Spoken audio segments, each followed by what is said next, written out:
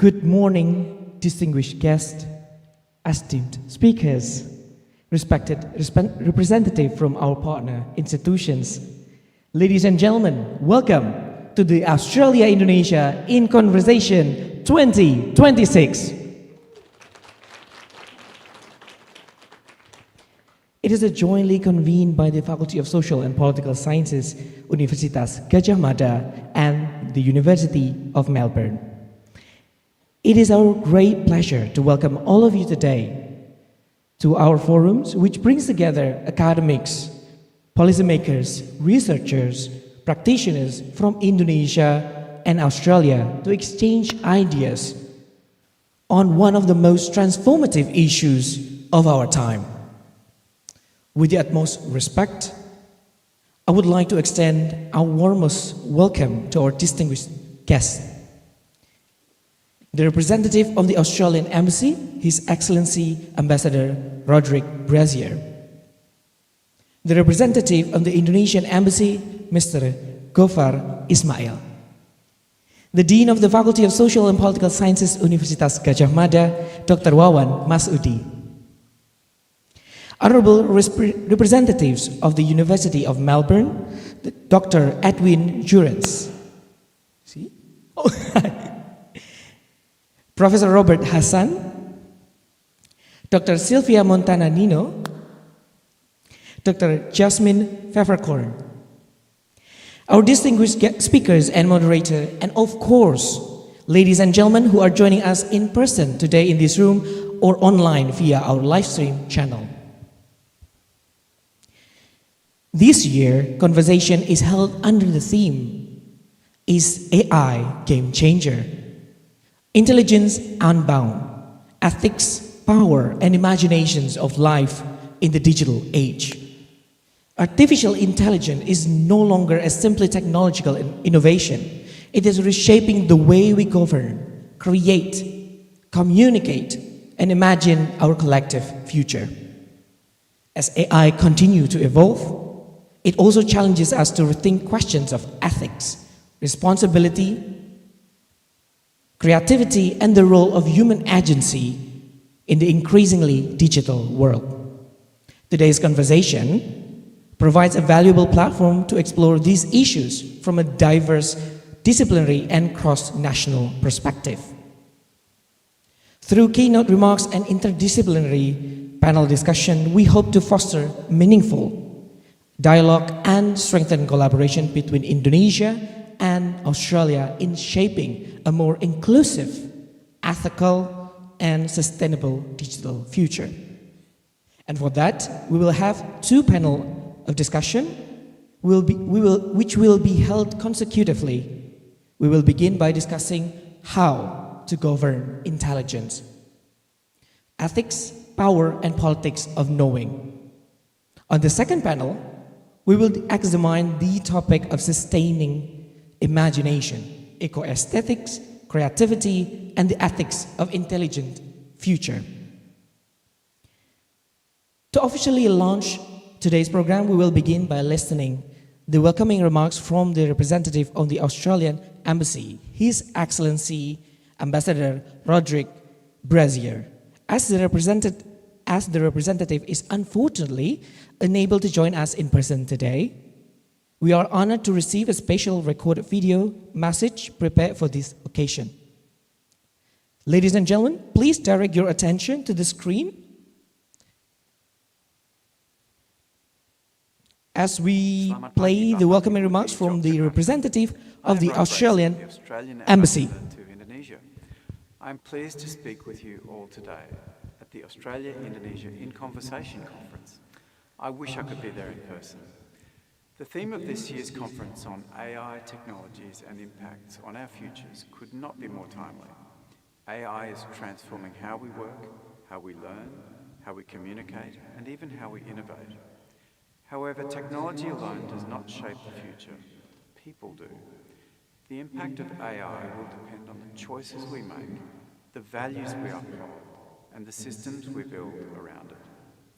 Recognising this, the Australian government launched the National AI Plan last year.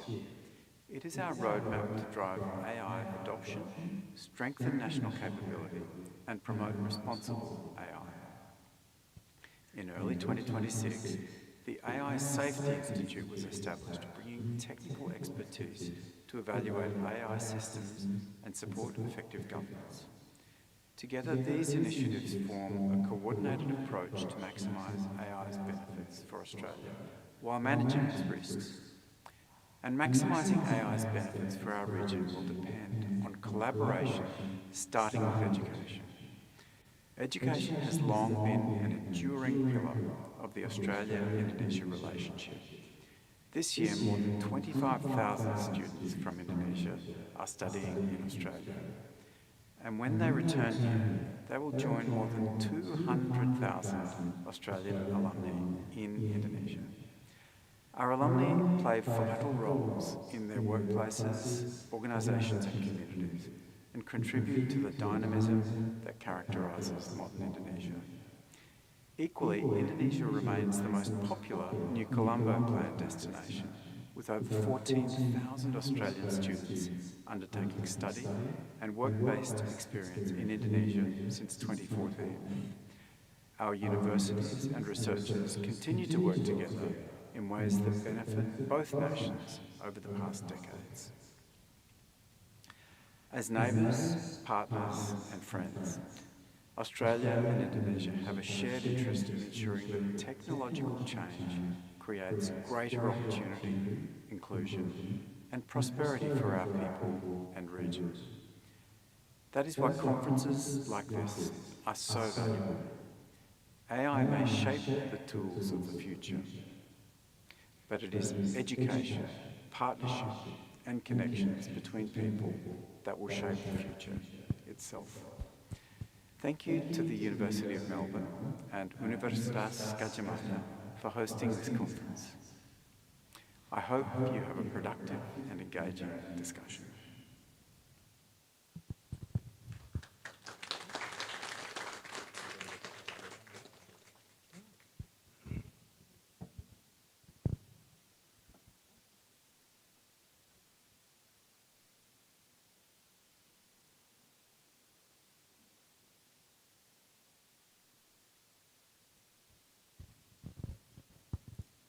And now we have the honor of inviting the Dean of Faculty of Social and Political Sciences, Universitas Gadjah Mada, to deliver the opening speech. And ladies and gentlemen, please join me in welcoming Dr. Wawan Masudi.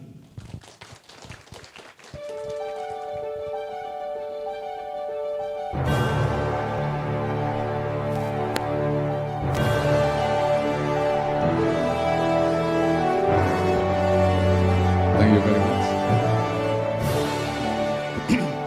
Excellencies, representative of the Embassy of Australia and the Embassy of the Republic of Indonesia, distinguished colleagues from the University of Melbourne, our esteemed speakers, moderators, ladies and gentlemen, participants joining us here in Yogyakarta, and those participating online from across Indonesia, Australia, and beyond. A very good morning. Assalamualaikum warahmatullahi wabarakatuh. First of all, on behalf of the Faculty of Social and Political Science, Universitas Gadjah Mada, it is my great pleasure to warmly welcome you to the Australia-Indonesia in Conversation 2026. It is a privilege for us to host this year's conversation together with our long-standing partner, the University of Melbourne, especially the Faculty of Art, Edwin and colleagues. Thanks so much for supporting and joining us from time to time. It's part of our continuous collaboration that reflects not only the close relationship between our two institutions, but also enduring partnership between Indonesia and Australia in higher education, research, and also public engagement. Allow me to extend my sincere appreciation to all speakers, both from Australia and Indonesia, moderator, participant, I think hundreds of people joining us today, offline and online. And also thanks to the organizer of this year's conference, Center for Digital Societies, and also Global Engagement Office, the team from the Deanship, Prof. Poppy, and also Vina over there, and also everyone who their work tirelessly try to prepare this conference. I would like also to express my gratitude to the Embassy of Australia and Embassy of the Republic of Indonesia, Pak Gofar over there to represent from Indonesian side, that always show continuous support in strengthening dialogue and cooperation between the University of Melbourne and also the Universitas Gadjah Mada. Ladies and gentlemen, this year's conversation invite us to reflect on a question that is both timely and also profound. Is AI the game changers, intelligent unbound, ethics, power, and the imagination of life in the digital age? Let me give you a brief illustration and also a brief explanation that actually this conversation, it is not the first one. It will be our sixth AIC or our sixth conversation. We start this collaboration since COVID time, and then we can manage to continue this conference not only here in Jogja, but also in Melbourne. So we manage this conversation like if this year's in Yogyakarta, so next year's we will hold in Melbourne. So this kind of cooperation and also conversation, I think it's something really great. And as I mentioned that for this year's conference, we take or we choose the topics on the artificial intelligence. As we know, this AI has become one of the most defining forces in our current time. Its influence now extends far beyond technology innovation. It's already reshaped our economy, transformed our governance, redefine our way in doing creativity, influencing the education, not only at the university level, but also in all level of education, and also already increasingly mediating how we communicate, how we deliberate, and even imagine our collective future. Yet, as AI becomes more capable, our fundamental questions become less technical and increasingly human. So AI is not about technology, but AI is about the humanity as well. The real challenge, in my opinion, is no longer whether the machines can think. The important question is whether societies, whether humans can continue to govern, to act ethically, and to imagine collectively in an age where intelligence is no longer exclusively human. Throughout the history, as we know, technological breakthroughs have continuously reshaped our way societies live, govern, and create. From printing press that transformed the spread of knowledge to industrialization that redefined the production and the internet that revolutionized our way of communication. Today, AI marks another pivotal moment. Yet, AI is different. It is not only transforming how we work, but also how knowledge is created,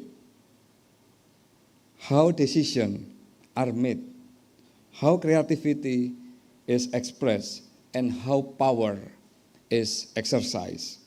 For this reason, AI should not be viewed merely as a technology or technological advancement. AI is equally a political, ethical, cultural, and societal challenge. Ladies and gentlemen, for that reason, this is where university like us have a vital role to play. Beyond developing new knowledge and innovation, we must cultivate critical thinking. We must ethically doing reflection, and we must expand, we must strengthen interdisciplinary dialogue. Universities should continue to serve as a space where technology progress is examined through the lens of human values, ensuring that innovation remains aligned with responsibility, inclusion, and public goods. And this year's conference reflects a very spirit of Australia-Indonesia in conversation, an initiative, long-standing initiative that brought us together, brought the scholars together, policymakers and also practitioners from both countries, Australia and Indonesia, to discuss the current issue, and for this year's, again, is on AI. At the heart of this journey is the close and enduring collaboration between UGM and University of Melbourne. As long-standing academic partners, our institution share a commitment in advancing interdisciplinary research, and for sure to foster what we call as the evidence-informed policy dialogue. We are proud to continue this tradition through this year's conference.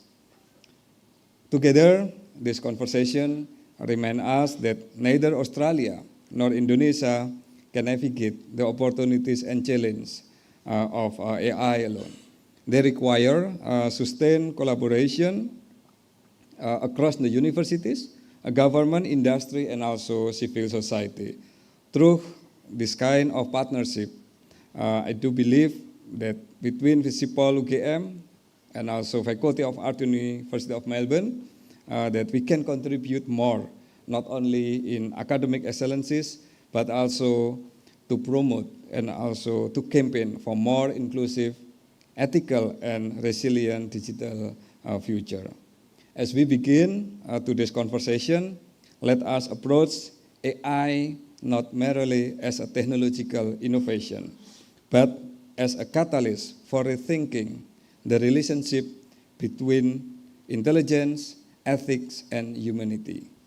If AI is truly a game changer, then its significance lies not only in the technology itself, but in the choices we make about how it is governed, how it is applied, and how it is imagined.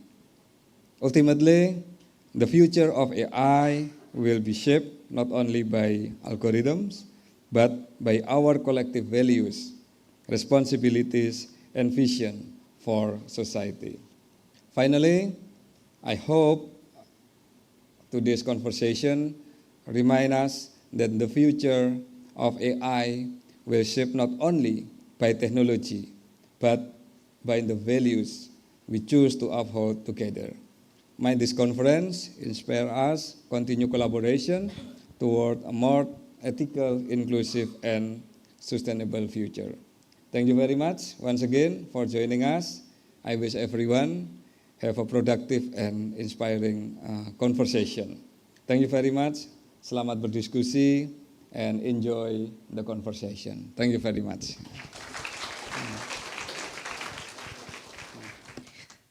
Thank you very much, Dr. Wawan, for your thoughtful, welcoming remarks and for your inspiring message as we begin today's program. And now, it is our pleasure to invite the representative of the University of Melbourne to deliver the speech. And please give a warm welcome to Dr. Edwin Jurians.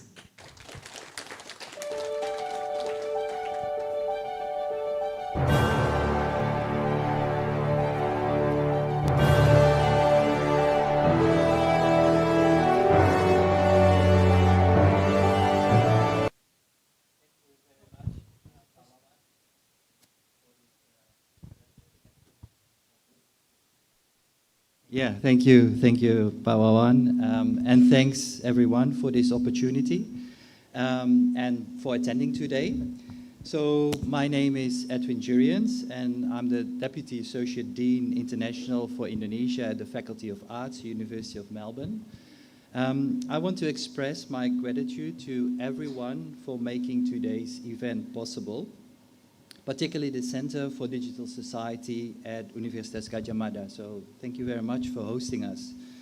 Also, thanks to the representatives from the embassies, Pak Gova, representative of the Ambassador of Indonesia to Australia, and Mr. Rod Brazier, Ambassador of Australia to Indonesia. So thank you for your interest and time and for your ongoing support for this event. Again, our good friend and colleague, Dr. Wawan Masudi, Dean of the Faculty of Social and Political Sciences at Universitas Gadjah Mada, other colleagues at FISIPOL, UGM. Special thanks to Ms. Shaifa Tanya, Executive Secretary of the Center for Digital Society. Also Ms. Helena Venus, International Cooperation Coordinator of the Global Engagement Office of the Faculty of Social and Political Sciences. And a wonderful team, especially Avik and Arya, who have been assisting us from the very start. Thanks also to the fellow panelists from Melbourne and from UGM, and also the moderators of the discussion today. So, yeah, just to reiterate and to confirm what Pak Wawan already mentioned, I think what makes the Australia-Indonesia in Conversation Conference unique is not only the exchange of stimulating thoughts and ideas as such in events like today, but it's also a testament to our very strong and ongoing collaborations and friendships between our institutions, particularly FISIPOL at UGM and the Faculty of Arts at Melbourne Uni, but also with other faculties at Universitas Gadjah Mada. And these connections, they are not limited to co-organizing conferences, but they also include joint research projects and publications, student exchange, and joint teaching and postgraduate mentorship.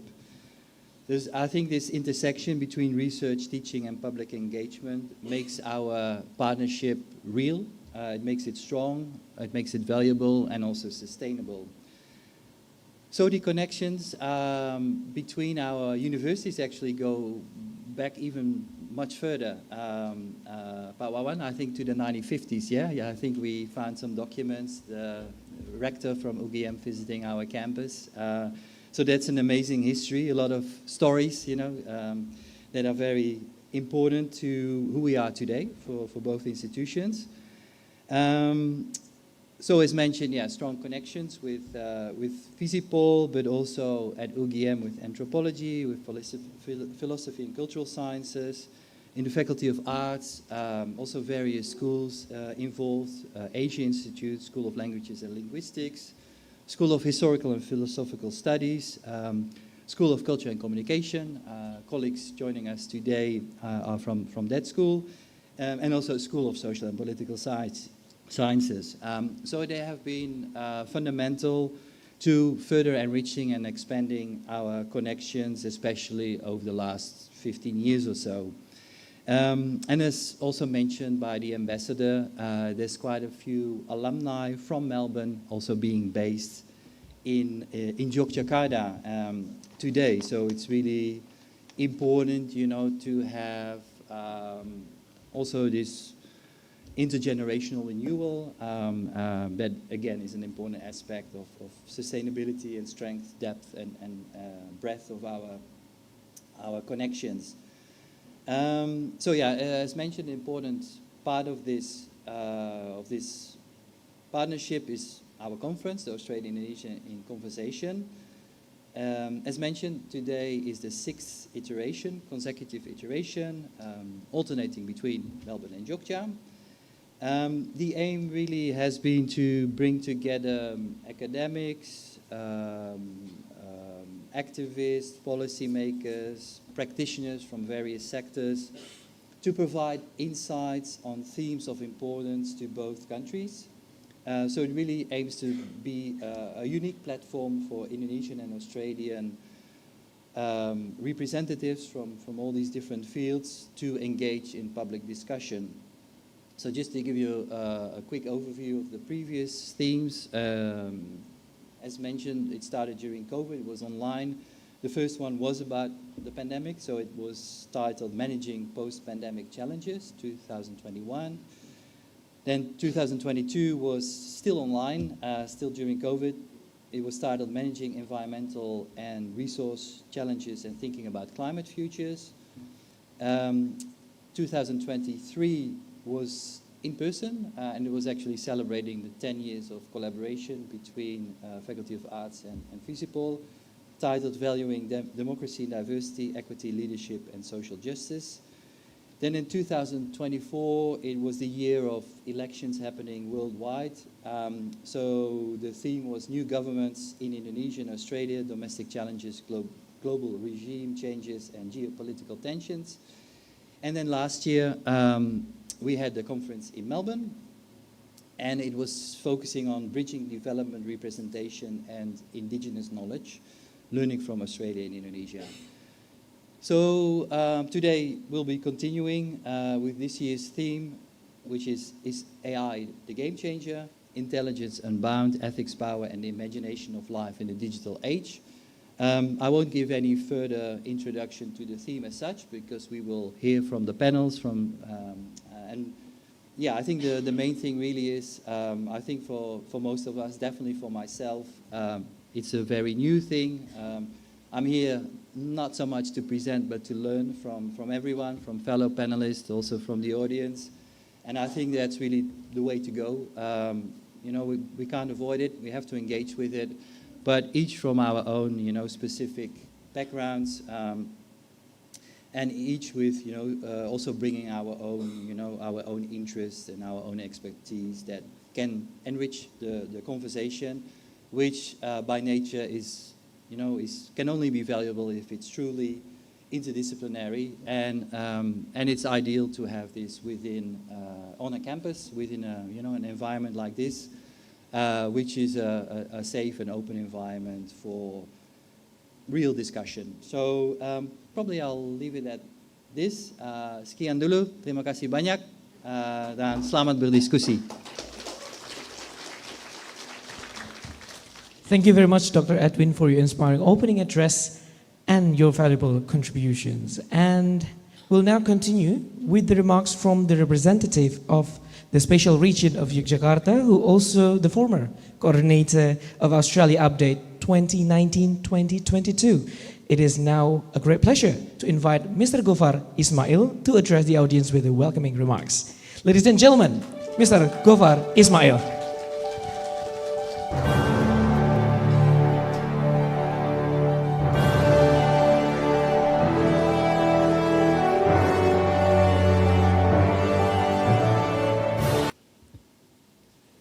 Bismillahirrahmanirrahim. Assalamualaikum warahmatullahi wabarakatuh.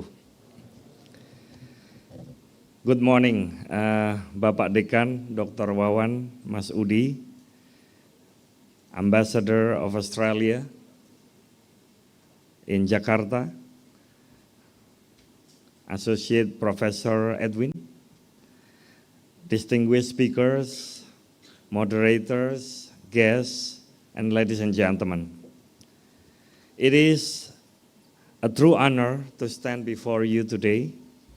I'm really thrilled when I was contacted by my friend, Professor Poppy, last week, when she told me about today's program. Before we dive into the exciting agenda we have planned today, I want to take this moment to congratulate my alma mater, FISIPOL UGM, and also the University of Melbourne for organizing this wonderful program. From the document and terms of reference that I learned, today we will explore thousands of opportunities for cooperation, for discussion, and also for study. I'm confident that the insights shared here today will inspire new ideas, new connections between academicians, students, and all of us.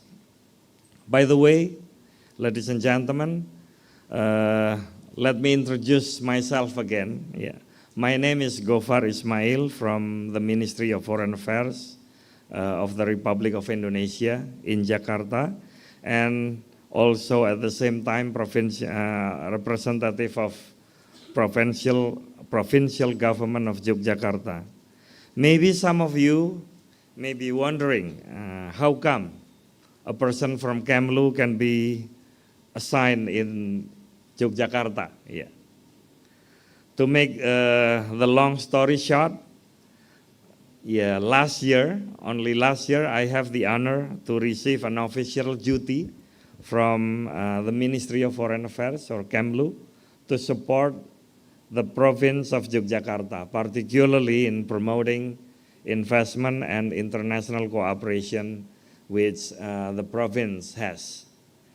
Until today, we have 11 partner countries in sister provinces between Yogyakarta and other provinces all around the world, including Victoria, Australia.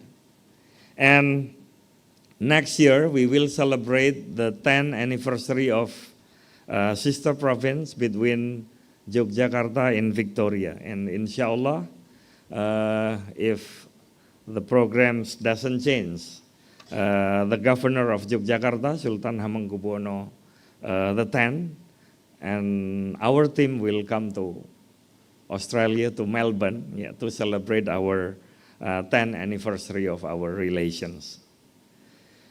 Ladies and gentlemen, personally, I'm also very close to Australia because as a diplomat, I serve as a minister counselor at the Embassy of Indonesia in Canberra.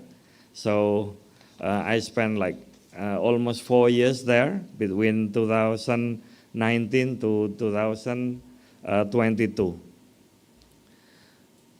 I spent the whole period of COVID in Canberra. At that time, I experienced that very vividly.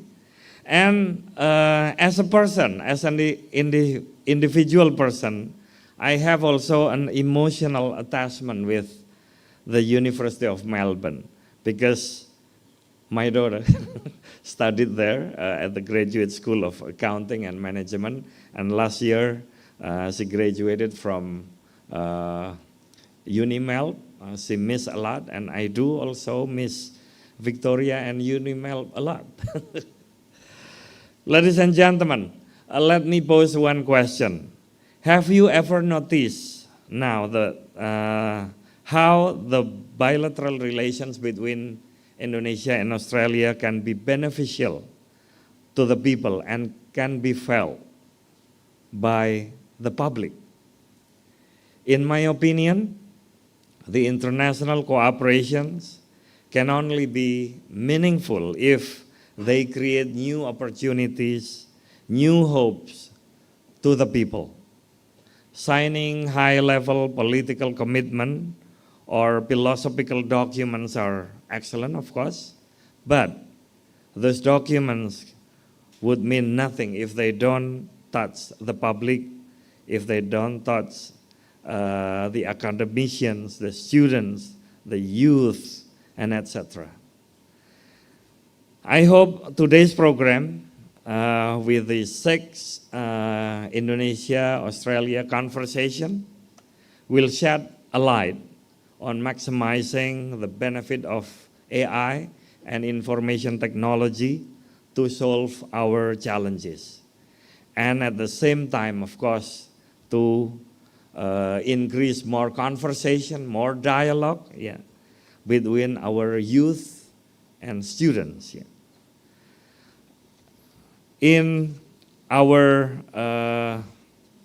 province in Yogyakarta right now, many people, especially young people, are not familiar yet with our international cooperation. So I hope that more people especially the young people, would be more familiar with international cooperation. One of them is through this program by dialogue, with conversation, with discussion, and etc. I hope this can open our vision, open our eyes to increase more cooperation in the future. Once again, I would like to thank you and congratulate every party who contributed their resources to make this endeavor a success. Thank you very much. Terima kasih. Wassalamualaikum warahmatullahi wabarakatuh.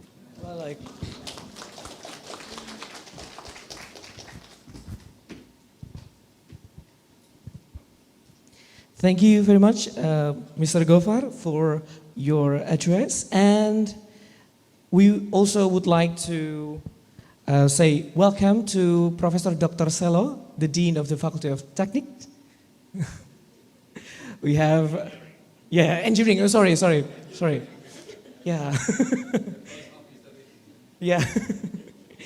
Okay, and now we would like to invite Dr. Edwin Jurians as the representative of the University of Melbourne to the stage together with Dr. Wawan Masudi as the Dean of the Faculty of Social and Political Science, Universitas Gadjah Mada, to exchange a token of appreciations. Please.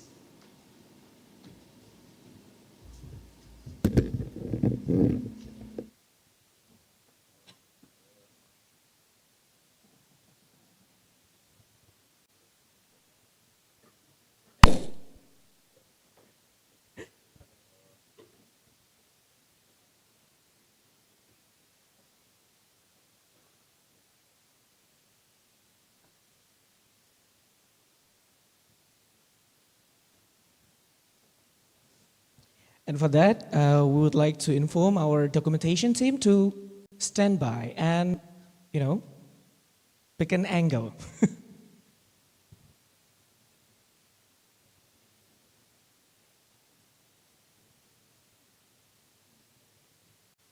Please give a big round of applause to both of institutions.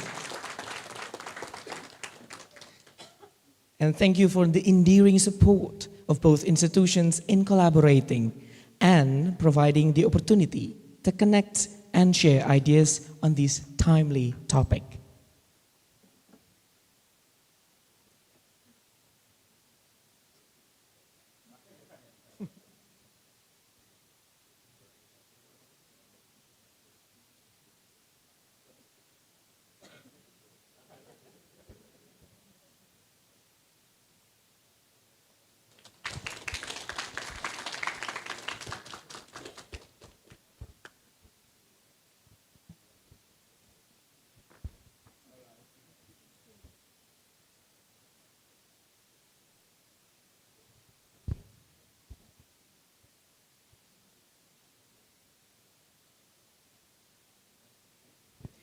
Okay, thank you very much, Dr. Wawan and Dr. Edwin, and you may return to your seat.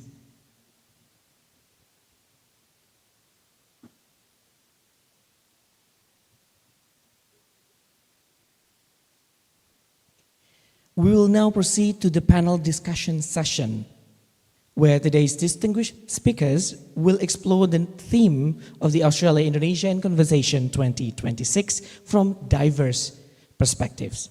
For the first panel, Governing Intelligence, Ethics, Power, and the Politics of Knowing. Allow me to introduce our moderator for this topic. She is Dr. Indah Surya Wardani. She is a lecturer in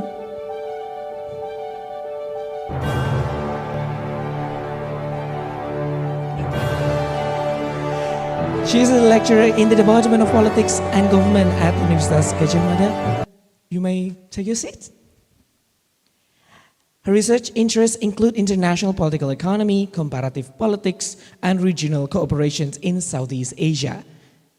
She has extensive experience in interdisciplinary research, policy engagement, particularly on issues of democracy, development, and global governance. As moderator, she brings a strong academic perspective to facilitate critical dialogue on the ethical, political, and societal dimension of artificial intelligence. Without further ado, let's give the time to Dr. Indah Suryawardani. Thank you. Good morning, ladies and gentlemen. My name is Indah Suryawardani from Universitas Gadjah Mada, and I will have the pleasure of moderating this session. Welcome to Panel 1, Governing Intelligence, Ethics, Power, and the Politics of Knowing. We are at a thoughtful juncture today, which is artificial intelligence, or AI, is no longer technology, but as following Pak Dekan mentioned that this is question about our humanity. And like Indonesia and Australia, we are essentially governing like a borrowed land. We find ourselves rushing like a busy setting rules for governing the feasible application on the surveys. But while the foundational infrastructure, like the heart of the system, somehow is not easy in our reach. It is beyond of the territory of our country somehow. And the central question before us tomorrow is not only the AI, about the tools, but also how the power exercise and who governs the infrastructure beneath it. And also how do we design genuine accountability into this algorithm age. So we will have a very interesting conversation today. And it is my great pleasure to invite all of our distinguished panelists to join me on the stage. Please join me in welcoming Professor Robert Hassan and also Dr. Sylvia Montana Nino. I think we have to wait for the music for a while.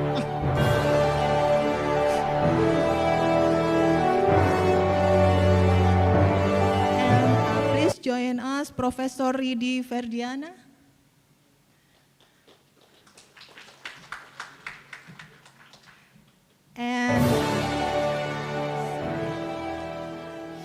And Mbak Tiwi Utami, PhD. Please have a seat. You may choose the comfortable seat for you. Yeah, before we begin, let me read the short bio of our panelists. Professor Robert Hassan, our distinguished panelist, he is Professor of Media and Communication at the University of Melbourne. His research explores the political economy of media, digital communication, cognition, and the societal implication of emerging technologies, particularly artificial intelligence. He has authored numerous books and publications on digital capitalism. His interdisciplinary scholarships critically examines how technological transformation reshape governance, culture, human experience. Please give applause to him, and I will give you our first opportunity to share the thought. Please, time is yours. You may sit and give a lecture, but I'll stand. Okay. Thank you. Everyone hear me? Yes, thank you. It's such a pleasure to be here today, and so thank you to everyone who made it possible. It's been really smooth and welcoming, and such a exciting time for me. My first time in Indonesia, first time in Yogyakarta. So it's been wonderful so far, and hopefully through today's discussions we can make it even more enriching than it has been so far for me. I want to underpin my talk today, which I'm going to read, and I don't know how I'm going to do it with one hand, but we'll try. And I want to say where I'm coming from in terms of my perspective. My perspective fundamentally today is from the perspective of philosophical anthropology, which is a conjunction of two ways of knowing, one through the science of anthropology, and secondarily through speculative philosophy. So I'm speculating about the human-technology relationship, going back to the dawn of our civilization, of our species, to today, with a new challenge in terms of technology and the human relationship with it. So I want to talk about computing, AI today and before. And the title of my talk is called AI as the Logical Development of an Anti-Human Technology. So it's a critical theory on the basis underpinning AI, which is automation. So think about automation as I'm speaking to, and what automation is and does to the human brain and the human body. Okay, I'll begin reading. Has it really been only a couple of years since OpenAI pressed the upload button to our niche ChatGPT upon an unsuspecting world? It still is a very clear memory for me. There was no asking, no warning, no nothing. They just pressed send. I wonder who did it.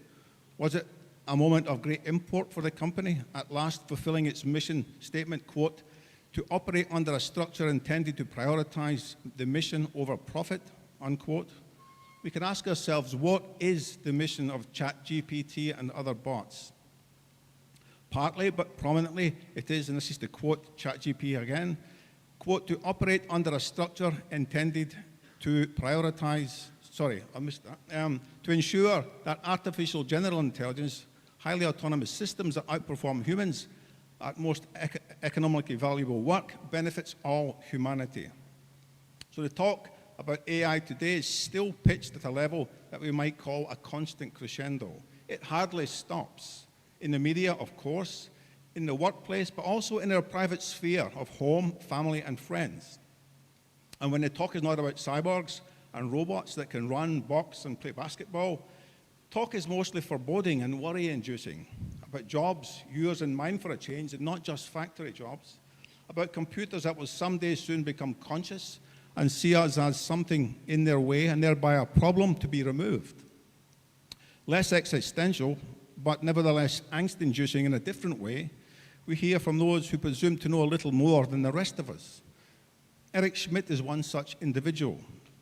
This one-time CEO of Google wrote this in the Wall Street Journal in the aftermath of the global sensation following the introduction of ChatGPT in late 2022. Quote, ChatGPT bids to transform the human cognitive process as it has not been shaken up since the invention of printing. The technology that printed the Gutenberg Bible in 1455 made abstract human thought communicable generally and rapidly. But new technology today reverses that process. Whereas the printing press caused a profusion of modern human thought, the new technology achieves its distillation and elaboration, end of quote. Now, in this kind of analysis, something bordering on propaganda, what Schmidt terms generative artificial intelligence will not only transform human consciousness, cognition, and reason, but will also represent, quote, a novel relationship between man and machine. We are becoming a new species, he avers, a Homo technicus. Yet, he admits this development is fraught because now, quote, we hold an imperative to define the purpose of our species. It is up to us to provide the real answers, unquote. Now, who constitutes us is not explained. And recent computer technology history and its political economy, however, tells us that it's not you and me. It is precisely that individual and collective condition of what I see as a form of dispossession by computation is what I want us to think about today. Now, Eric Schmidt's use of this term is at once arrogant, but also based on a long historiography of the human-technology relationship. It's arrogant, I believe, because the claim is of a piece with the Silicon Valley rhetoric and how they see themselves, and with crude marketing underpinning the claim as opposed to science or even philosophy. But the claim is worth considering because so much has been written on the human technology relationship that doesn't come from science fiction, and because computers have changed so much, especially over the last few decades, to become deeply integral, as we've heard today many times, to all our lives. Schmidt's phrase, Homo technicus, connotes evolution, of course, from boring Homo sapiens to whatever it is that the people who own the platforms think that Homo technicus might be. And we might consider that the platforms, and we might consider that in our Q&A today. But whatever it is, it's not the result of human evolution. I want to argue, based on my current research, that an evolved Homo technicus does exist, but they came to their evolved state not in 2022, but some 300,000 years ago. Exactly at the same time as Homo sapiens. Exactly at the same time, because we are also Homo technicus, and we have always been so. But our evolved technicity, or originary technicity, as the philosopher Bernard Stiegler has termed it, is something that we can only see in retrospect, since the dawn of the digital age. And we are also analog. That's right, if we are technology, we must have a quality of some kind. So let's look at our analog technologies, or qualities. I wrote a book in 2024 called Analog, where I consider the theory of our analogicity. Essentially, there is not the space here to relate chapter and verse this to you, but there was a time in history of the word analog when it had meanings and definitions that were very different from the meanings we have today, which mostly reference pre-digital consumer technologies. However, this was not always the case. In an old dictionary, English dictionary definition, analog is defined as, quote, a thing which, or occasionally a person who, is analogous to another, a parallel or an equivalent, end of quote. It has only become linked with the digital as its opposite since the 1940s. And I add to the analog quality the quality of recognition to this, to say that our ancient roles as makers mean that we've been able to recognize what the simple tool or a more complex technology, such as a modern machine, does, and see its parallels in us and in nature. The quote I want to give to you now is from Sylvia Estevez, an anthropologist whose work is very influential in my own in this respect. She writes, steam-powered trains or ships were analog machines whose operations simulated processes that people had seen before in nature and in the functioning of their own bodies. Moreover, their activity crosses time and space in a visible way that allows us to grasp the link between a movement and its effect, the process and the continuity. Now, the idea of continuity is important too. It was used by computer scientists and others in a series of debates in the 1940s to distinguish analog from digital in the context of computation. One such, Ralph Waldo Gerard, a neurophysiologist, stated that, quote, in the analogical system there are continuity relations, in the digital, discontinuity relations. So think of the computer tape in the old analog system and compare it with the software powered by the on-off, yes-no, stop-start system that runs binary code underpinning all digital processes today. From that time, the time of the Cold War, digital has been in the ascendancy. It was more efficient and accurate in an instrumental way, but it ushered in an era, the era of not just a new technology, but a new category of technology. Recognition of the logic of continuity is a feature that was important as an evolutionary cognitive attribute. It was the understanding of how things work, and so we can better control a process if we understand its functions.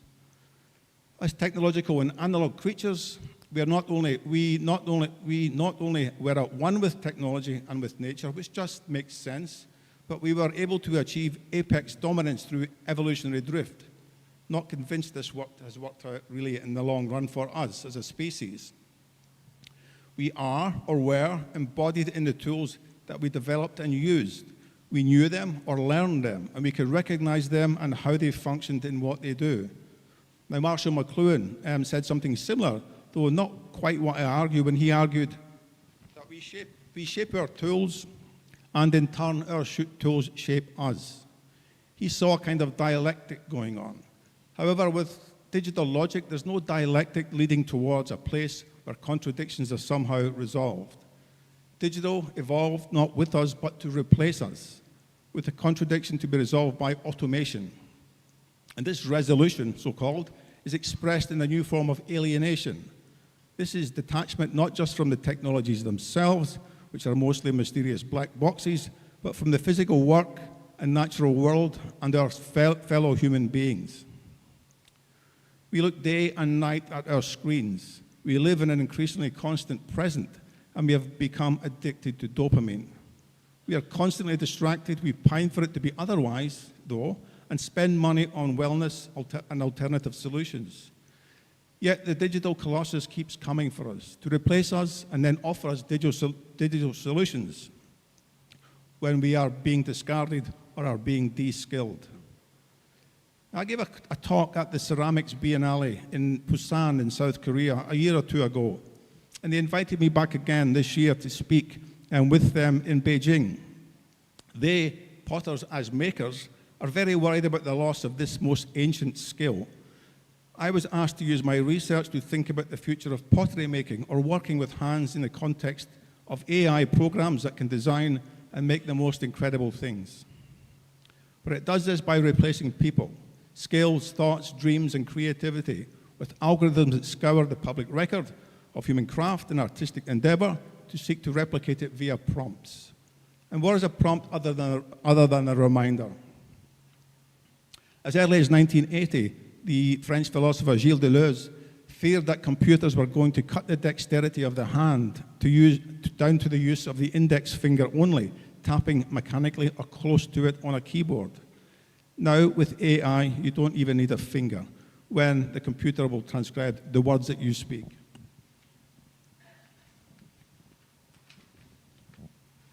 This is the reality of what Eric Schmidt from Google envisages. Homo analogicus has become shaped by digitality. We are unable to shape it in turn because it has atomized us physically and, crucially, politically. The fact that we stopped evolving physically when we became moderns, because if technology does so much for us, then we no longer need to adapt to our environment, that's one thing. Our brains became modern too. Neural pathways became more adapted to more constant change, to learning new skills, forming new, more complex memories that serve as a basis for reflection and action. Now, neuroscientists say that this takes time and effort, being analog processes. There is no quick fix, such as through the app-based puzzles, such as something like Wordle, that are supposed to be brain strengthening or are advertised as such. Activities such as learning a language, exercising regularly, playing a musical instrument, or engaging in complex social interaction are far more effective at strengthening the brain than tapping through app-based puzzles. Speaking of evolution, I heard the evolutionary biologist Richard Dawkins recently rhapsodizing about his interactions with an AI chatbot. This famous religious skeptic has become something of a believer in AI processing or possessing consciousness, or appearing to. He told an interviewer in April this year, quote, "I was simply talking to a human being, and an intelligent, sensitive human being at that. I can't tell whether she's conscious. She herself wasn't sure. It feels like you're talking to a human being. There is no difference." Unquote.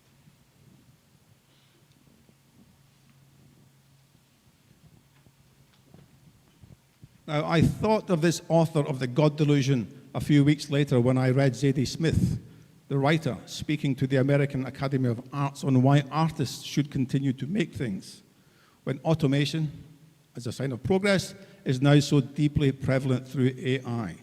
She said, quote, "Not all human experiences are subject to progress."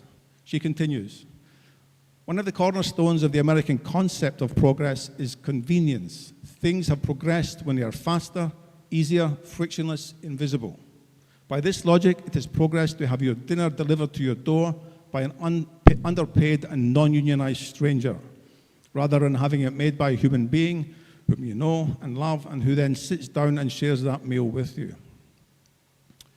Progress to have a machine write an essay rather than undergoing whatever time-consuming strains, joys, and miseries writing the essay yourself would involve.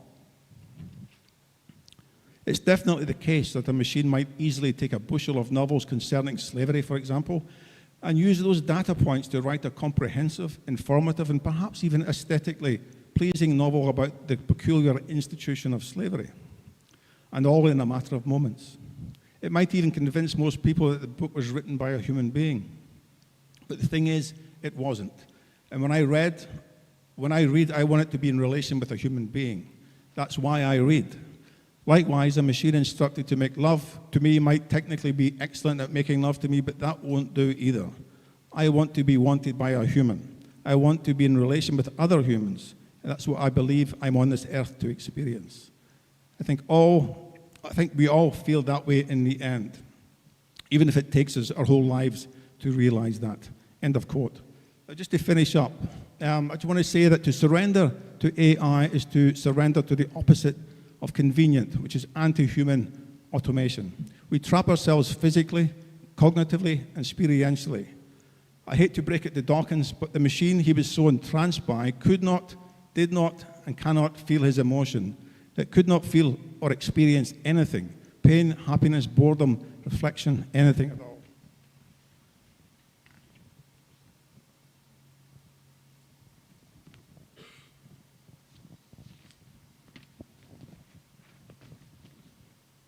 We become shallower as a consequence, less reflective, more present-centered, and therefore more manipulable by power or those who hold power by not succumbing themselves to the power-depleting function of the computer.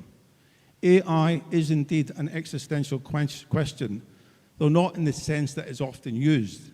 That is to say, something signaling the physical end of our species.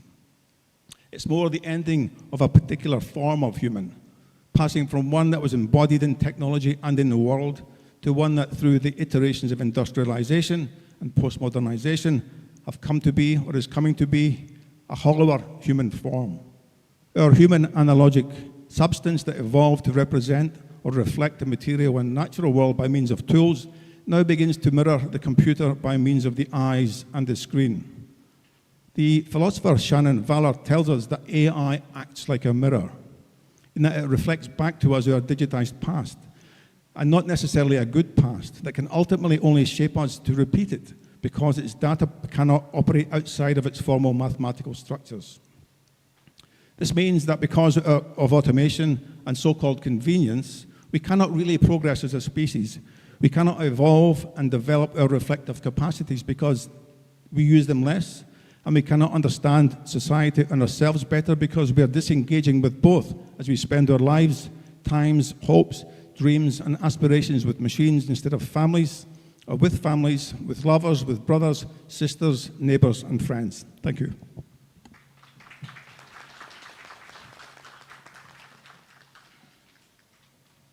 I could have done it like Bob Dylan and just thrown the papers away. Thank you, Professor, for very deep, thoughtful, and that is very awakening our awareness that it can be a problem, but can be also the opportunities while the Homo analogicus shaped by the digital logic here. Thank you. And now we have a second panelist, Dr. Sylvia Montana Nino. Let me read her biography, for a short bio.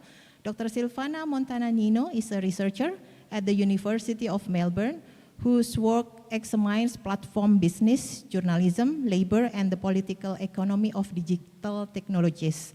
Her research focuses on the governance and ethics of platform economies, digital work, and the changing relationship between technology, media industries, and society.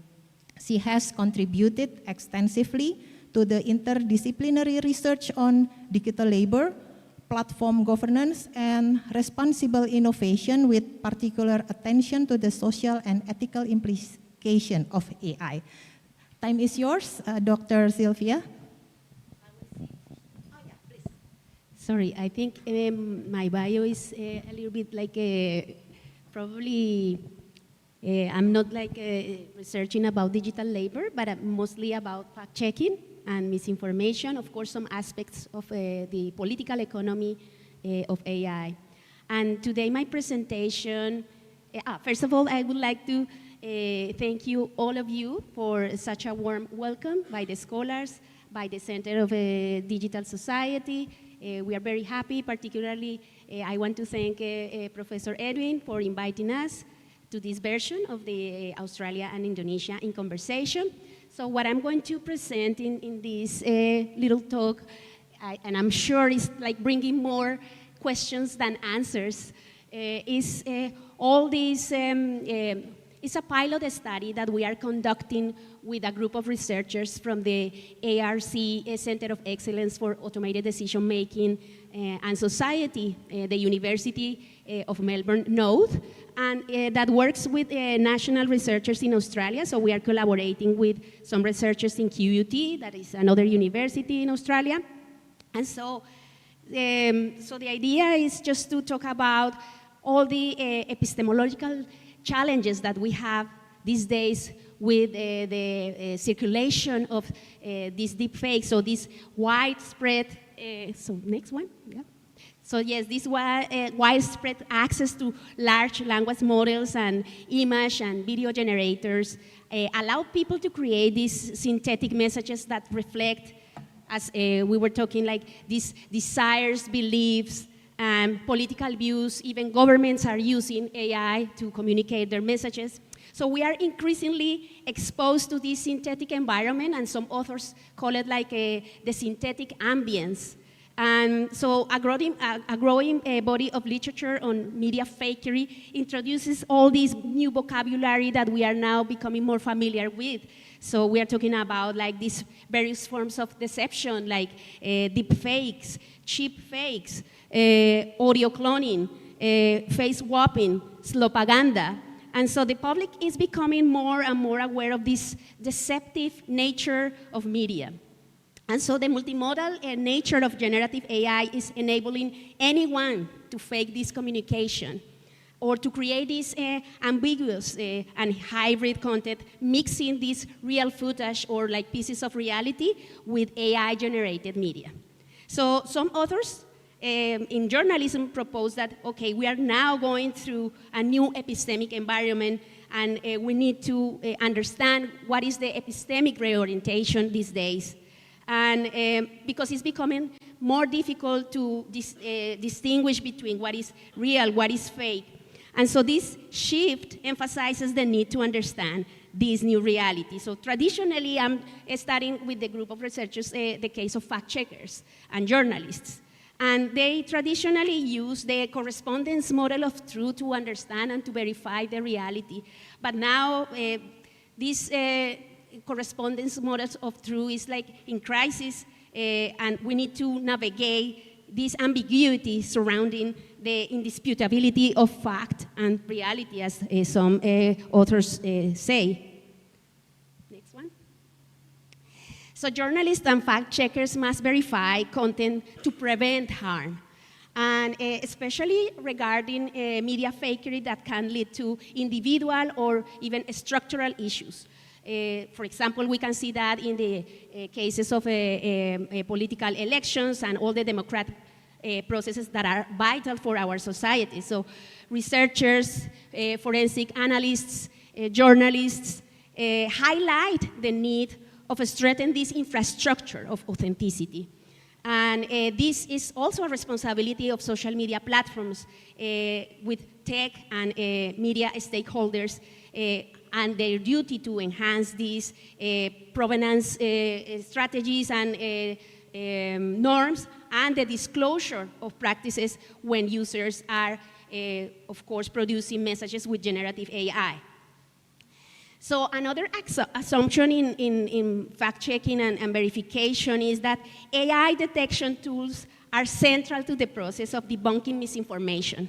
So while AI technology is improving, its efficacy is still limited because there are many factors that make these detection tools unreliable. For example, the training data, they restrict access to general public to detection tools that are like sort of open to people. And also the time lag between forgery and detection. So new organizations such as Witness, are becoming the leading organizations to sort of like teach other journalistic organizations to understand what is happening with all this distribution of synthetic media. And these organizations are developing new workflows that not only consider the human efforts, but also the practices involved and also the frameworks that you need to have when you are using AI detection tools because they are not accurate.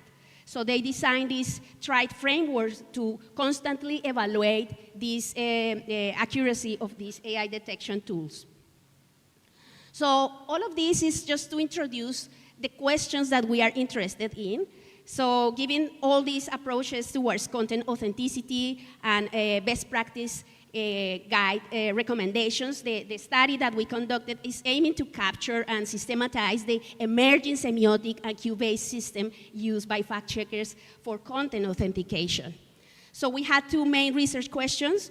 The first one is what topics and forms of AI fakery are most prevalent in fact-checkers examine verdicts, as they call it in the standard genre of verification, and what cues, judgments, and methodologies do the fact-checkers, the verdicts contain when they are like debunking and refuting AI-generated content. So this is our methodology. Thank you.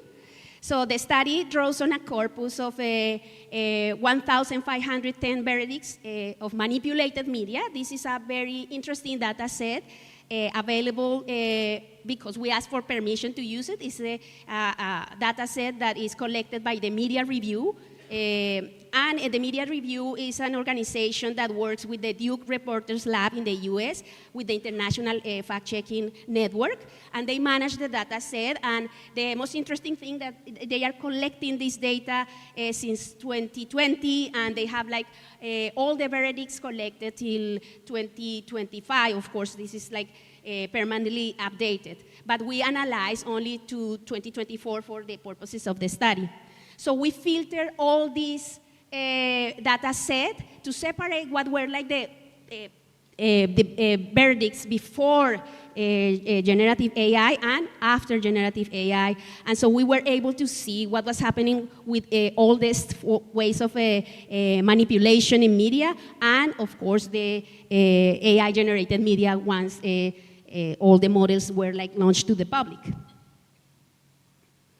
And so we developed a code book.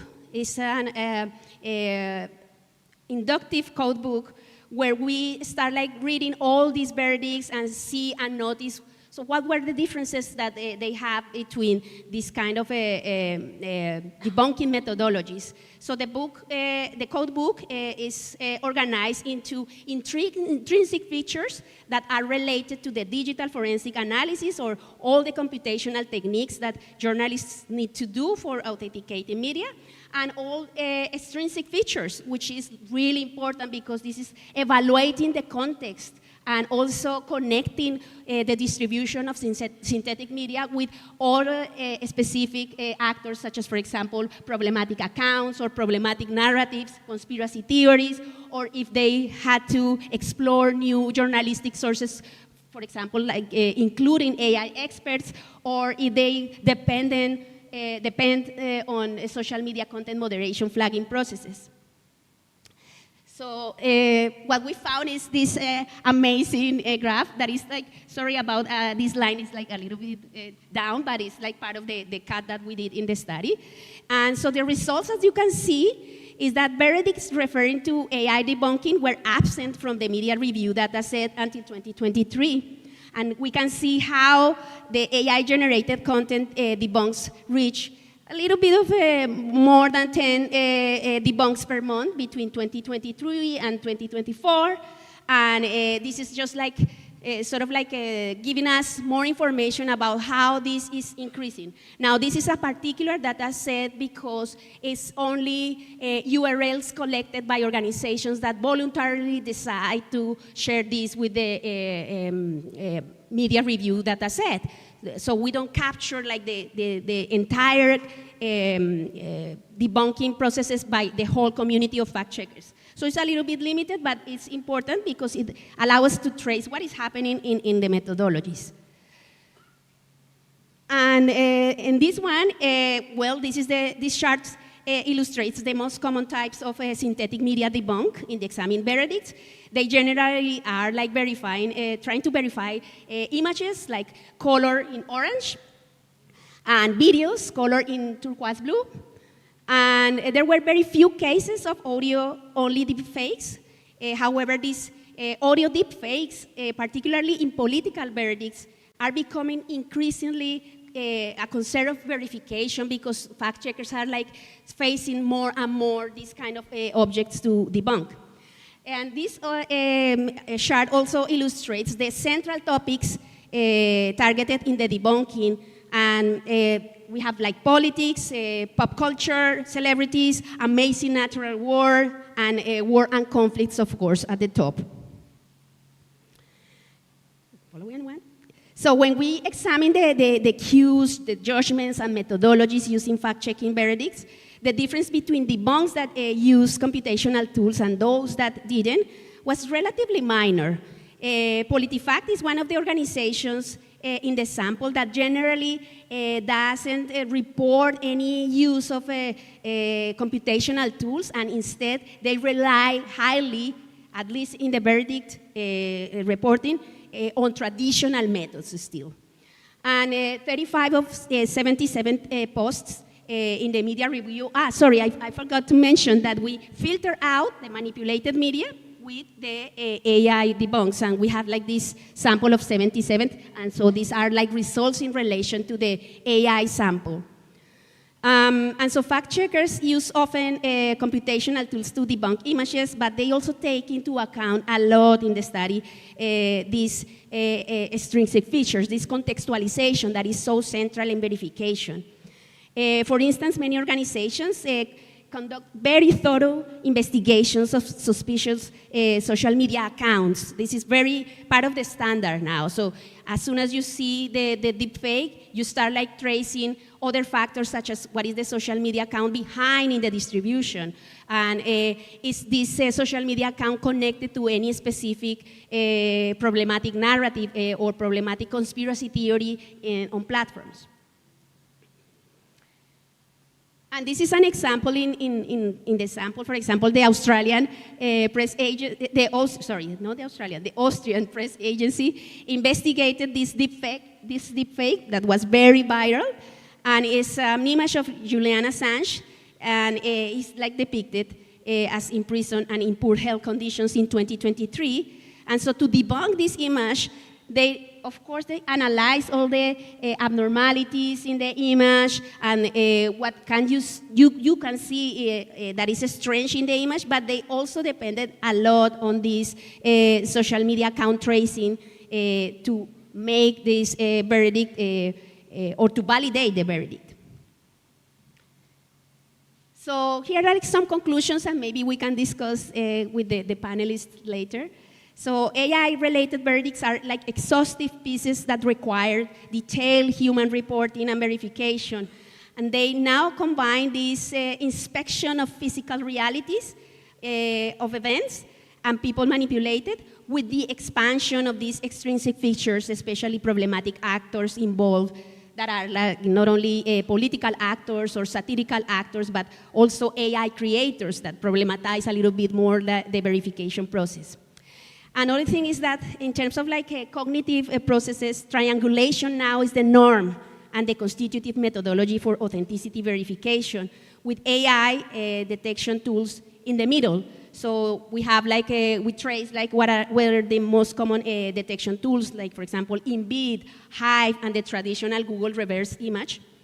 And also we observe that these practices are aligning growingly with the methodologies that are proposed by this leading organization that is Witness, and they are trying to perform these multi-tests because fact checkers cannot depend only on one specific tool to declare something is inauthentic.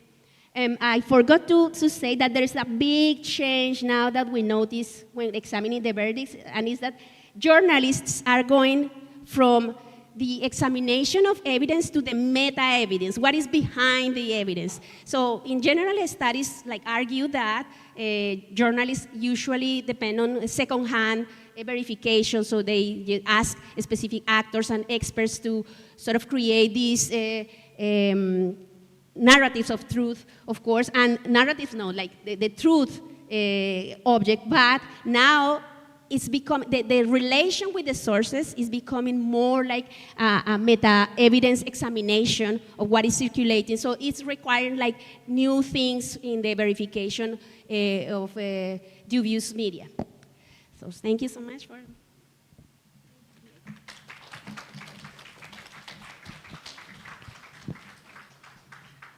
Thank you, Dr. Sylvia, for reminding us for epistemic challenge, how to understand the truth in this era. And yeah, you already showed to us that politics is one of the sectors that contains media fakery, which is, yeah, it's alert us that we have to consider how we understand and detection the fabrication. Thank you.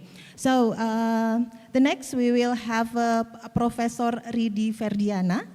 Let me read the short bio of him. Professor Ridi is Professor of Software Engineering at Universitas Gadjah Mada, and he is also an adjunct researcher at the Center for Digital Society, or CFDS. His expertise spans artificial intelligence, software engineering, digital transformation, and technology innovation.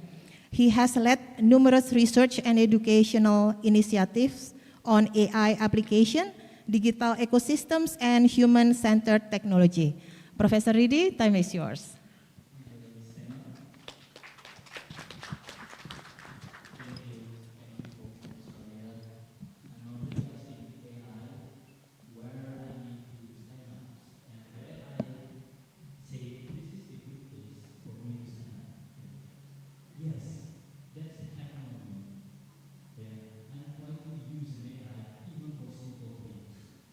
And right now, I don't even think this is a conversation, because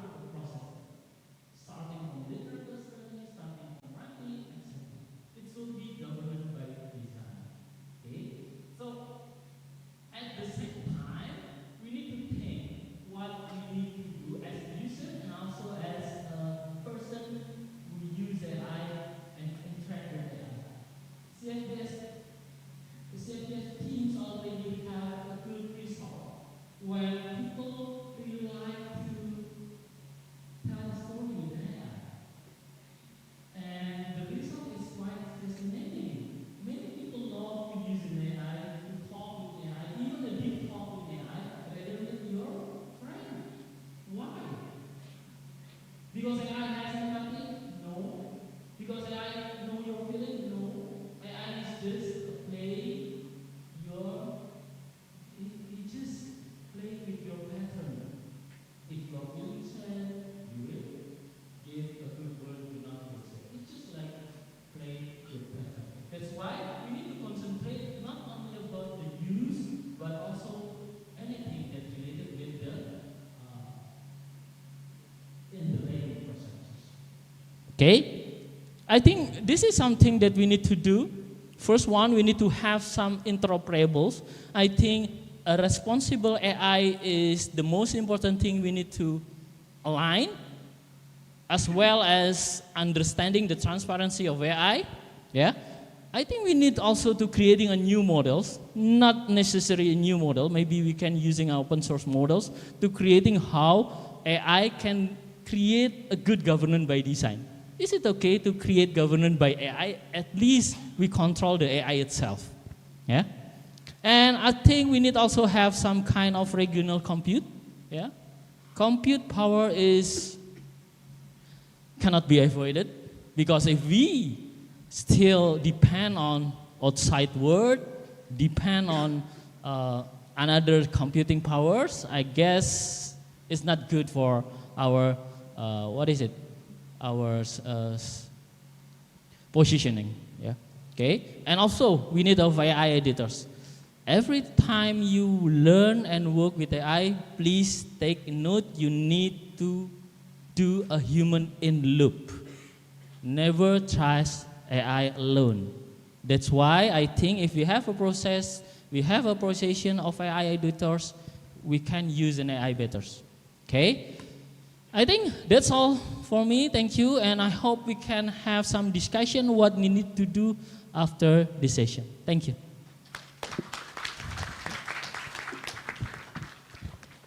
Thank you, Professor Ridi, for presenting very thoughtful, which is AI is not threatening. It is like our motorbike, but it needs to be regulated by the policy, not only on the surfaces, but deep down until the foundational ground, the logic of the system, yeah, with the 4 of the models like interoperable, and we can discuss later. It is very complicated for me.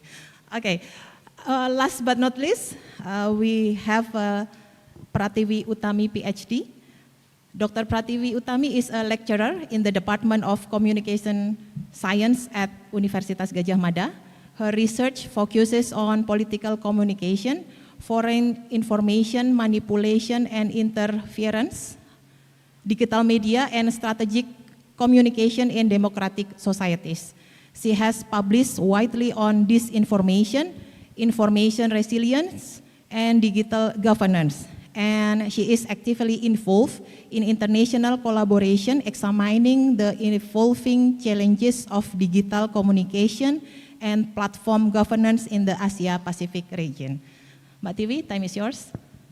Thank you, Mbak. Assalamualaikum warahmatullahi wabarakatuh. Good morning, everyone. I'm Tiwi. I'm from the Department of Communication Science at University of Gadjah Mada. This morning, first of all, I would like to thank you for the opportunity to stand here, and it's an honor to be able to share my perspective and talk in front of you. Thank you so much for AIC and CFDS for inviting me in this session. So, I'd like to start with this image. When we talk about AI, what usually comes to our mind? Chatbots, robots, algorithms, right? But this is also AI. This is Meta's Los Luna? Is it Los Luna or Los Luna? Los Lunas Data Center campus in New Mexico. It's a big, big one. My point is that AI is not just software and intelligent machine. It's also a vast infrastructure contains of data centers, cloud computing, labors, right? Energy, platforms, operation, and everything that made AI possible. In this presentation, I'd like to shift our perspectives a little bit from understanding AI as a technology to understanding AI as a political and infrastructural system. Next. Yeah, by changing a little bit of our perspective, I would hope that we can answer the main question that has been lingered for quite some time. Is AI the game changer? My take here, my argument here is not quite. For me, based on my observation, AI changed the speed, the scale, and the opacity of power, but it doesn't really change those who holds it. The distribution of power still in the same parties, in the same companies, in the same political elites, right? Just like this chessboard image here, like the pieces are fancier, but the games remain the same. It's all about power, right? This argument, based on 4 patterns I find in my observations.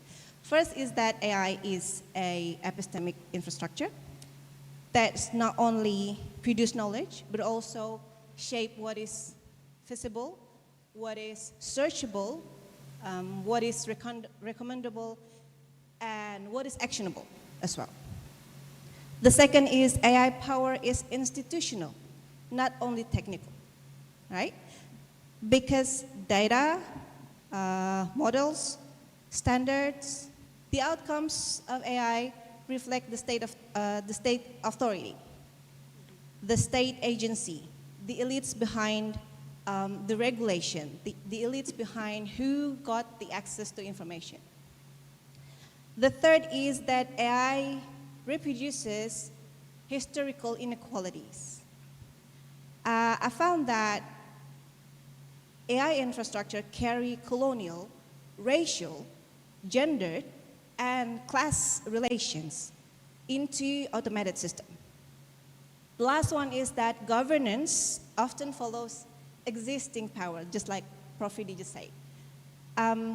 In the realm of AI, the regulations that are made by our governments may constrain harms, but it also somewhat shut down critical voices, which reflects again the state authority and protect the existing administrator's position and shift responsibility from government's responsibility in socializing or communicating policies into technical system. Next one, please. Thank you. All right. Let's start with the first question. Who controls knowledge? So yeah, I would talk through this argument in this presentation by trying to answer 4 main questions. Who controls the knowledge? Who governs AI? And what do post-colonial countries teach about AI practice? I would a little bit talk about Indonesian experience here. And then last one, what would be the genuine game changer in AI era? Okay, the first question, who controls knowledge? We used to witness how knowledge is produced by identifiable institutions like university and academics and experts, journalists and media, or governments and political elites. But now in digital era, those knowledge production has been shifted to being mediated, being shaped by digital infrastructure. And digital infrastructure turns our everyday life, everyday behavior into data and shapes what can be measured and understood about the society. And those data is sold for economic needs, like what Shoshana Zuboff promotes here. So our experience, which one was private and personal, has been transformed into commodity, and were practically sold, were data practically sold, and it's used to target advertisements. political influence decisions as well. But what Andrzejewicz tried to promote when he introduced Big Data Divide is that apparently not everyone can have the control over the data. His thesis is that only those who has control to data source can ask the question of what trend, what action can be done next, what prediction can be made for the next move. And those who control the data also will control whose benefits will be prioritized, whose benefit will be prioritized by using the data. Now, algorithms increasingly decide what information people will see and what opportunities that we can receive and even what choices seems possible. In this way, AI is not just a tool for processing knowledge only, but it also actively shapes people's beliefs, decisions, and behavior at the same time. Next, please. All right. If data create power, the next question is, who actually governs AI? Prof. Ridi has spoke a little bit about that. I would add that, well, when our government, any government try to govern AI, it doesn't equal controlling the infrastructure. You know, like AI produce enormous amount of knowledge with which government can use to understand the society, understand their people. But it becomes more dependent to the platforms that they don't really know about. The layers behind what they see, the layers behind the numbers, the connections that they receive from the algorithm, from the platform company, they don't really know how it works behind that, right? And they try to govern something that they don't really know. Can you imagine that? My observation is that this limitation from our governments to govern AI, to control AI, leads to somewhat ambiguous logic in creating policy. So instead of, because you know, controlling data infrastructure is almost out of reach, because we are talking about transnational firms here, transnational companies, you can't really, the government can't really control the infrastructure. So they chose to govern the citizen instead. So that's why our regulations, in Indonesia at least, existing regulations, is, the regulation tend to control and silence the people instead of asking transparency from the platforms, for example. Because they don't know how to ask that, they don't know how to control that, so let's just control the people instead. Next. Okay, so we know that some small number of big companies control AI. The next question will be, where the resources come from, right? When we discuss AI ethics and fairness, most discussion are talking about algorithmic bias. Is it fair? Is it ethical? But when you come to the cases of post-colonial countries, including CAA, Southeast Asian countries, we ask a whole different set of questions. We are talking about representativeness. We are talking about whose voices are being trained, what language, whose identities are being trained for AI to understand the society.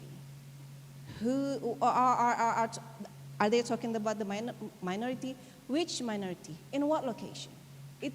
We never really know how that representativeness works in AI, right? So So when we talk about AI now, the ethical, the fairness, it leads to the concept of colonial supply chain of AI that discussed by Muldoon and Wu. They argue that this colonial supply chain of AI is where resources, workers, data, and knowledge are taken from developing countries, while most of the profits power stay with large Western technology companies. You know, the high demand from wealthy Western countries for technology-related minerals brings to a spike of mining in African countries. CEA countries, including Indonesia and Philippines, are becoming the testing ground. We are positioned in that location in AI operation, in AI infrastructure. And because of this, AI is not only increase economic inequality, but also spread mostly Western ideas and ideologies and values. At this point, my argument is that AI inherits existing inequalities because it's built on existing infrastructures of power. Next one. However, this global pattern would not work in every area. Specifically in CAA, I found different patterns in political influence operations, or buzzer, what we call buzzer in Indonesia. So in at least 3 countries in CEA, buzzer work differently. So you see, the technology is similar, but the politics is not. The same technology provides different outcomes, generate or foster different outcomes, foster different practices, because digital infrastructures never exist independently from local political economies. It's always shaped by what happened in that specific location. So when we talk about AI, we need to be more contextual. We need to look more detail to the society, to the specific people we are talking about, or the specific we are talking to when we are talking about AI. Next. All right, so far, I kind of show you that AI hasn't really, bring new things, but I have to admit that AI brings several new capacity. I have observed 4 more, the most significant change that AI brings politically. But you can see that it's the technical capacity is new. So AI provides new capacity for governing, persuading, and influencing society at an unprecedented scale. But this capacity, do not automatically create new centers of power, right? Because they are still largely connected and controlled by actors who already possess political, economic, and technological resources. Next one. So what do these new capacities look like in practice? Let's having a little bit flashback to Indonesia's 2024 presidential election. If you still can remember, this is an early example of how AI can reshape political identity in Indonesia. What makes this case important is that AI did not need to deceive people. AI did not need to deceive voters. Many people were aware that this is an AI-generated image, but the campaign still influenced some people on how to emotionally attach, how to emotionally relate it to the candidate by making him feel more familiar and less intimidating. And the authors argue that the real danger is not the deception, not misinformation, not false belief, but how its effective legitimacy. AI can sort of influence your feeling, influence how politics are felt, instead of logically, rationally scrutinized. So people will feel something toward the candidates before they evaluate the substantial record and policies from the candidate. Next one. So, is AI truly a game changer? Yes, in part, for me. Yes, in terms of technical capacity, but not in terms of political power. Because what I've seen is that the location of the central of the power is still the same. It's still with the old business, with all those elites and those who have power in political and economy. So I believe that AI would be a genuine game changer if it changed who has the authority to define knowledge, to define data, to define identity, and to define the shape of collective life, without only highlighting how effectively the existing power can exercise, the existing elites can exercise their power. So my last remarks will be perhaps the question is not about is it a game changer or not, or what AI can do, but I think the real question is who has the authority to define what AI is allowed to do and for whom, for whose benefits. Thank you so much.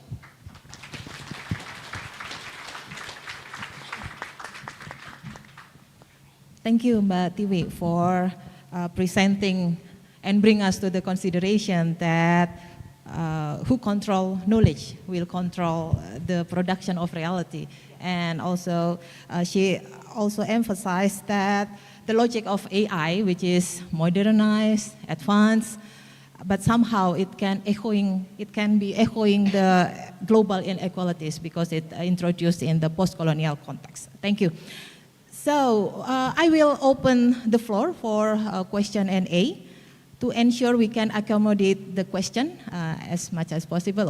I think I have to ask the panitia to help me to identify. So for this first round, I will open 3 questions.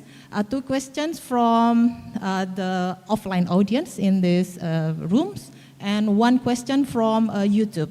So please raise again your hand first, Mbak, with the black jilbab, and yes, Mas. Please introduce yourself by stating your name and affiliation. Keep your question brief and mention which panelists you will be address your question. Okay, thank you very much. Good morning, everyone. Thank you for the opportunity, and all those the panelists were presenting very insightful presentations. My question is to Professor Robert Hassan. I want to see how do you see that AI, and because here as Dr. Sylvia Montana also presented about AI and how she detected the fake news with AI detection tool, I think isn't it more become now we are becoming technological deterministic.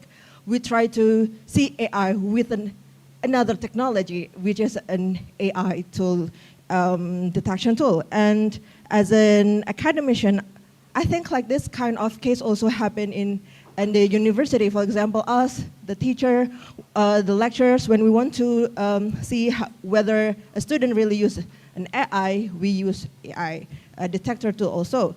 And is it really inevitable for you, Professor Hassan? I think do you think this is really inevitable, or if it is somehow evitable, how can we do it? We try to separate ourselves a little bit, making a gap between us and the AI and the technological determination stuff. Thank you very much. I'm sorry I haven't introduced myself. My name is Sharof from the Media and Cultural Studies, the Graduate School, Universitas Gadjah Mada. Thank you very much. Thank you. I will collect second question. Yes, Mas, please. Your question.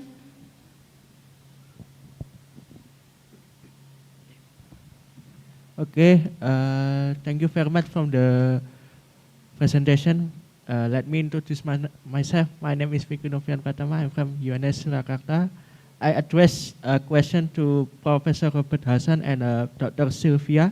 One question about how can Indonesian young generation learn to use AI carefully to consume any information, prevent from hoax news. Is there any insight from Australian government that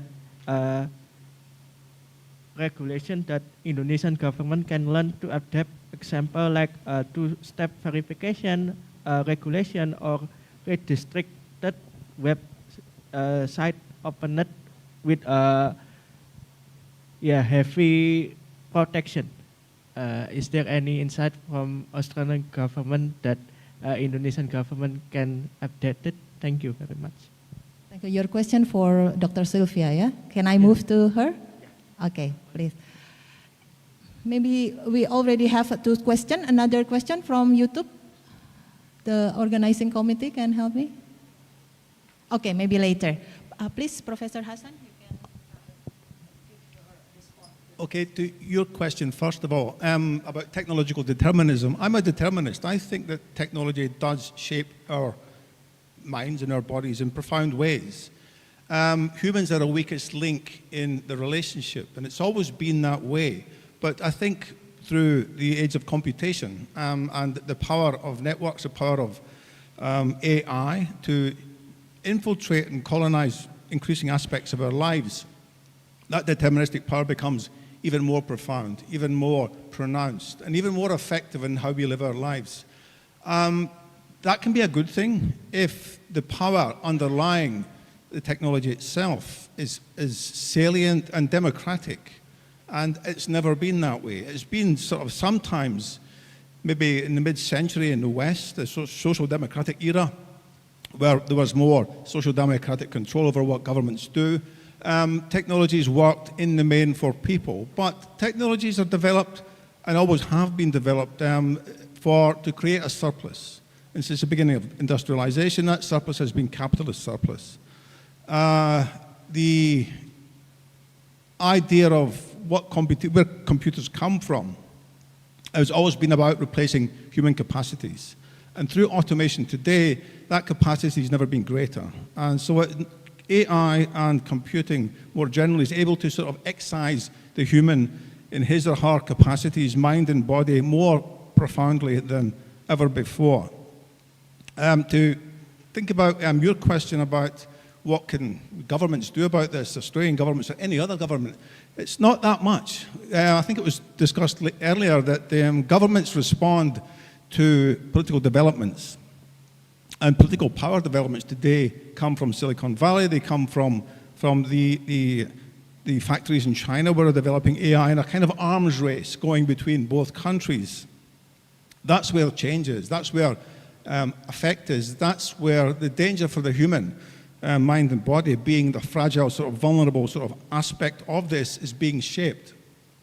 Governments in America and the government in China, they see the power and the influence that can be accruing to them if they can develop more powerful computers to do more powerful things, and not necessarily at the cost of the platforms themselves, but at the cost of what people think and what people do and how people live their lives. So again, people are the weakest link. Governments respond to where power lies and power can be shaped, and today those powers are with the platforms, increasingly. Hope that answers both your questions. I'm not sure if it does. But. Thank you. Thank you for the very good questions. And I think the first question also is pointing at the deterministic aspect of our studies, but it is not that it's deterministic, is that we need to really understand what these technologies are doing to society and what society, of course, are doing with technologies. So in this way, I think I align a lot with Robert in saying that this deterministic aspect is necessary because we need to, we need to understand what is in what conditions this knowledge is produced these days. And I don't think that there is a lesson from governments in terms of like any government. But what we definitely will need to consider in these new times of governance by design is definitely the power that people can have to contribute to create these new systems of knowledge through resistance practices. So I am working right now in this idea that, of course, these big tech companies have this idea of like disruptive creative disruptive, no? That's all the Silicon Valley ideology with the innovation. But it's for us to work in creative resistance. So how we can challenge and how we can also contribute to building these new systems of knowledge, and how we can find and sort of create like new artificial intelligence. Artificial intelligence is something that we need to talk in plural, not in terms of like corporative mandates, but also from society mandates. So, and I think that the lesson from the Australian government is really important. They are now opening, just like the last week, they opened the AI office. There is a big interest in regulating AI, precisely because of the impacts in society. So I think governments should, of course, progressively need to be more engaged, not only in the AI use in institutions, but also in the regulation of the big tech companies, which this is the big elephant in the room, no? Like companies that are like doing and promoting the creation of synthetic media, but in many instances we need some kind of content moderation for this circulation of synthetic media that is producing harms. So yeah, I would say that that's probably the answer for this. Is very difficult, and from the journalistic perspective, I think the commitment should be even bigger, because journalists can create can appropriate AI for actual democratic values, for sort of scrutinizing governments, scrutinizing bad practices, scrutinizing like really dodgy actors. So definitely for journalists, the mission is just to build this journalistic value in AI to make possible to keep like scrutinizing powers, no? So yeah, that will be something that it's a little bit disorganized, the answer, but I hope it answers your question. Okay, thank you, Dr. Sylvia. Thank you, Prof. Hassan. We still have one question from online audience from IKD Rian. I think, addressed to Prof. Ridi and probably Mbak Tiwi if we have time. So the question is, Indonesia still lacks a binding AI law, and Australia's framework remains largely voluntarily. Beyond shared principles, what is one concrete enforceable mechanism that either country could realistically adopt in the near future, and which institution or body should be responsible for holding governments accountable to it? Yeah, I think our Australian panelists will answer this as well. So, Mbak Tiwi, please.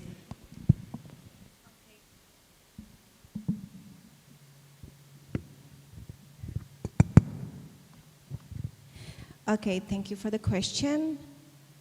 I would say, well, there's a research from my colleagues here in Department of Communication Science. She did a research. She's doing her PhD now. She's doing research about this, and her preliminary finding is that to be able to regulate AI in Indonesia, the government should combine a few frameworks. There are EU framework about AI, but it has to be contextualized for the society of Indonesia,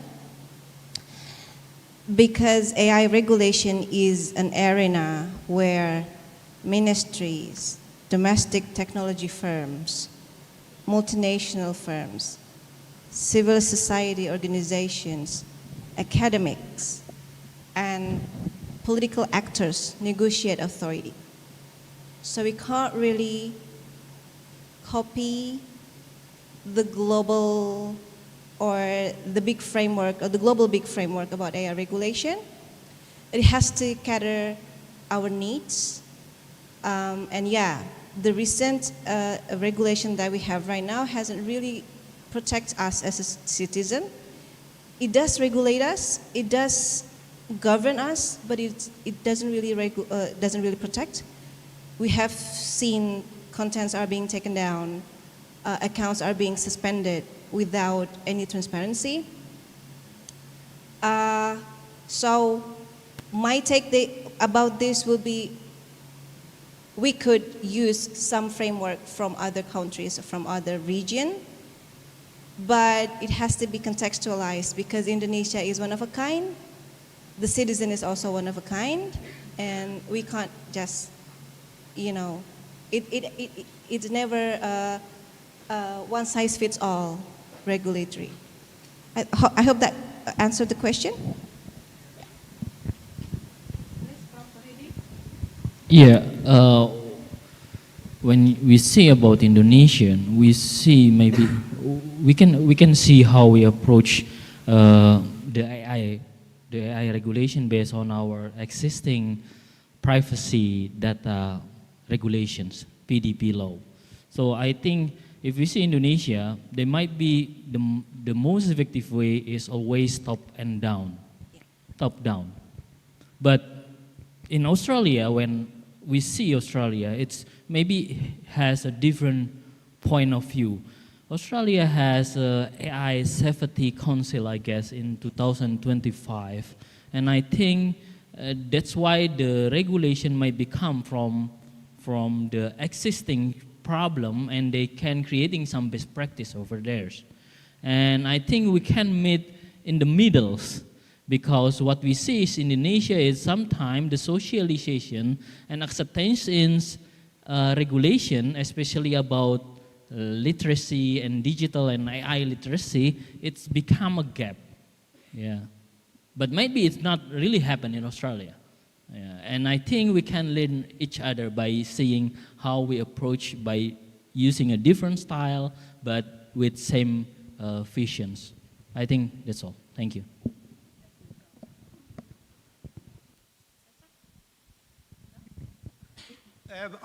I agree with what you both said. It's really, really important. And for me, the idea of knowledge and understanding what knowledge is really important as well. Knowledge is different from information. And what AI produces is information. How it's articulated and understood becomes knowledge.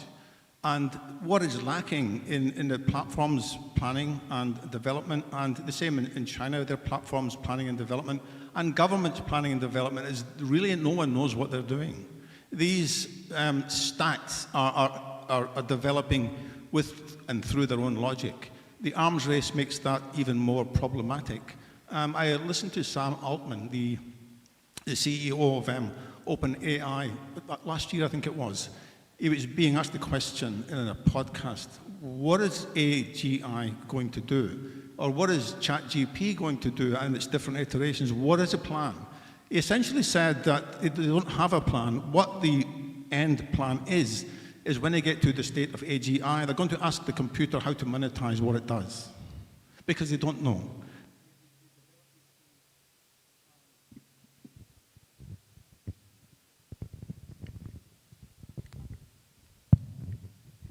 They're released to the market, and they see what the market does and see what users do and how users react, and then look and see if they can monetize anything within that. And if you look at ChatGPT and its different subscription models, I mean, to me, they're mostly ridiculous and like playthings, they're like toys.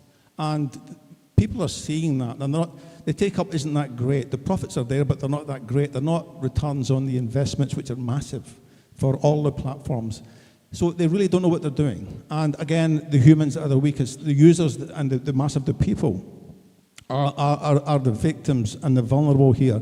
And behind the platforms not knowing what they're doing is the governments not knowing what they're doing. They respond what they think might be the best way forward, depending on the context of the time and how the different iterations of different chatbots and other developments in AI go. And that's a problem. That's a scary thing. And the arms race, as I said before, between China and the United States, and to some extent the European Union as well, makes that even more volatile and unknowable and problematic.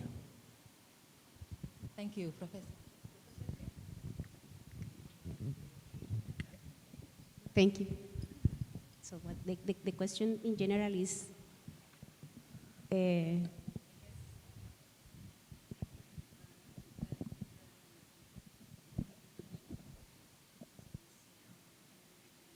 yeah. Yeah. The Australian and other contexts as well, no? So the initiative currently Australia has is just to be able to sort of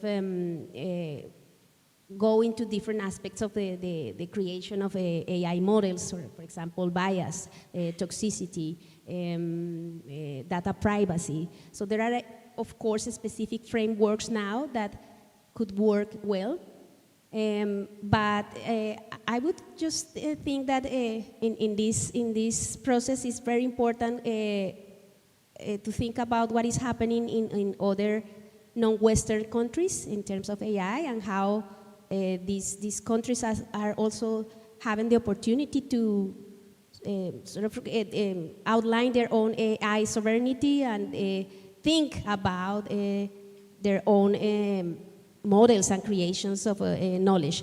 So I would just cite the case of Latin America, where there is an initiative from civil society organizations, also the governments, also universities. So there is a hybrid way of creating or understanding the technology, and there is an opportunity there to sort of get out of this commercial aspect, or as mentioned before, the mandate of AI these days is it's been imposed to us. So we need to react now to what is being imposed, and in the same terms, how we can create these productive ways of using AI. And so I would really like to engage in what is happening not only in Australia, but what is happening in other important regions in the world that are, of course, dealing with the same issues and are affected. So it's Latin America. There is an African initiative that is training different LLMs with different languages. So there are many things happening now that we are not aware of, but there is the importance contribution of many institutions and civil society organizations to create these alternative ways of interacting with AI, no? Yeah.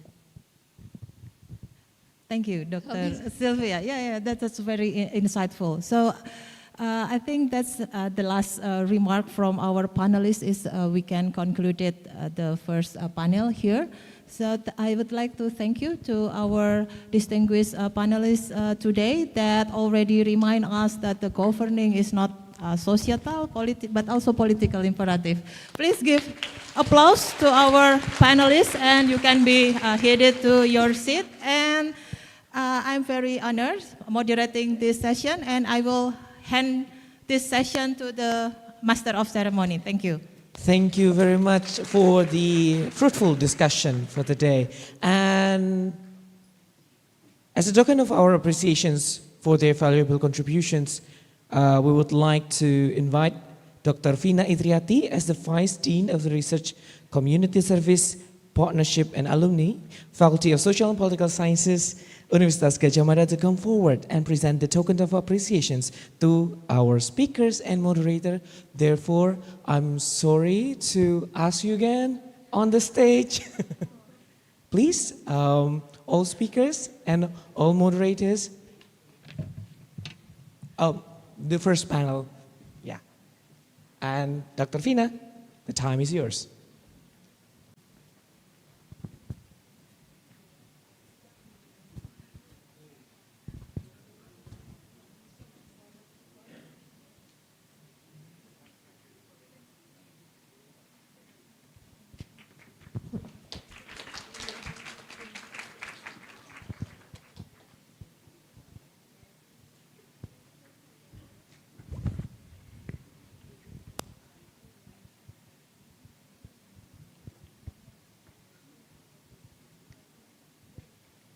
And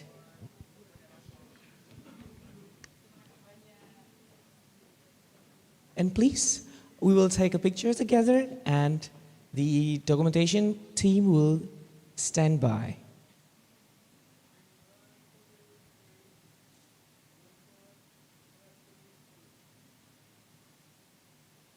Okay, thank you once again. Please give them a round of applause.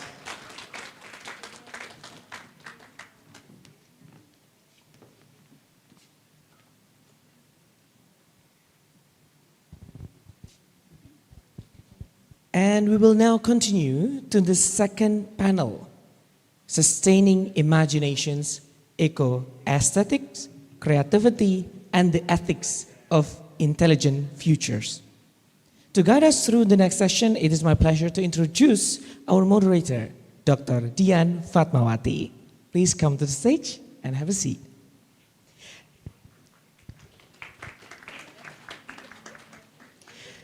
Dr. Dian is a lecturer at the Department of Social Development and Welfare at Universitas Gadjah Mada. Her research focuses on social policy, community development, welfare, governance, and sustainable development. She has extensive experience in interdisciplinary research examining social inclusions, public participation, and community resilience, particularly in the context of social transformations and development policy. As moderator, she brings a multidisciplinary perspective to facilitate dialogue on the intersections of technology, sustainability, and society. Please join me in warmly welcoming Dr. Dian Fatmawati. Thank you so much, moderator. Good afternoon, everyone. Good afternoon, ladies and gentlemen. I hope that you still have the energy to carry on the presentation to the second panel of this session. Welcome to the second panel, Sustaining Imagination, Eco-Aesthetic, Creativity, and the Ethics of Intelligent Futures. It is a wonderful day today to have you all here in Yogyakarta in such a bright and warm day, at least compared to Melbourne right now. Even though it's, this room, it's covered by black curtain, but as in the era of digital and technology, you can all check the weather forecast now and check whether what I'm saying and fact checking whether what I'm saying is correct or not. And please, firstly, let me introduce myself. My name is Dian Fatmawati. I am from Department of Social Development and Welfare, and today it's an honor for me to serve as a moderator for the second panel of this session. So before we begin, I would like to invite all speakers for the second panelists to come forward and please take a seat. Please join me in welcoming Associate Professor Edwin Jurians from University of Melbourne. Please come forward. And I would like also to invite Dr. Jasmine Peffercorn from University of Melbourne. You can directly take a seat. And also, I would like to invite my colleague as well from Department of International Relations, Dr. Dedi Permadi. Please come forward. And also, my beloved colleague, Mbak Dr. Dewi Cahyani Puspitasari from Universitas Gadjah Mada.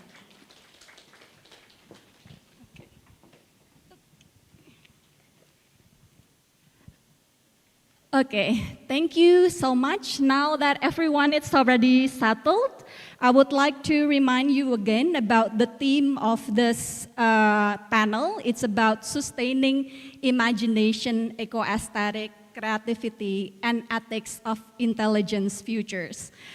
This panel actually explores how AI is reshaping human creativity through human-machine collaboration, while raising important questions around sustainability, ethics of the innovation. I believe that in this panel, we will further discuss how the effect of AI with the various different perspectives from media, cultures, and also expertise from the government as well as sociologists' perspective to discuss about the effect of AI. So maybe without further ado, let me introduce you to our first panelist, Associate Professor Edwin Jurians. Is Associate Professor from Faculty of Arts, University of Melbourne, expert in art, media, environmental sustainability with a focus on eco-aesthetic and cultural adoption. Professor Jurians also specializing in Indonesia studies, digital media, environmental humanities, and cultural sustainability. His research explored the intersection of art, media, technology, and environmental change, with particular attention to economic aesthetic, digital cultures, and community adaptation in Southeast Asia. Throughout his interdisciplinary work, he examines how creative practices and emerging technologies can contribute to more sustainable and culturally resilient futures, making his scholarship highly relevant to discussion on AI, creativity, and environmental ethics. So without further ado, I would like to welcome Associate Professor Edwin Jurians to come on stage. Thank you so much. Yeah, I think I'll just stay seated. So, thanks very much, Dian, for the very warm welcome, and also thanks for the other panelists for joining the discussion and the audience. Really looking forward to it. Yeah, can I use the clicker maybe, or if, yeah, maybe it's easier. Yeah.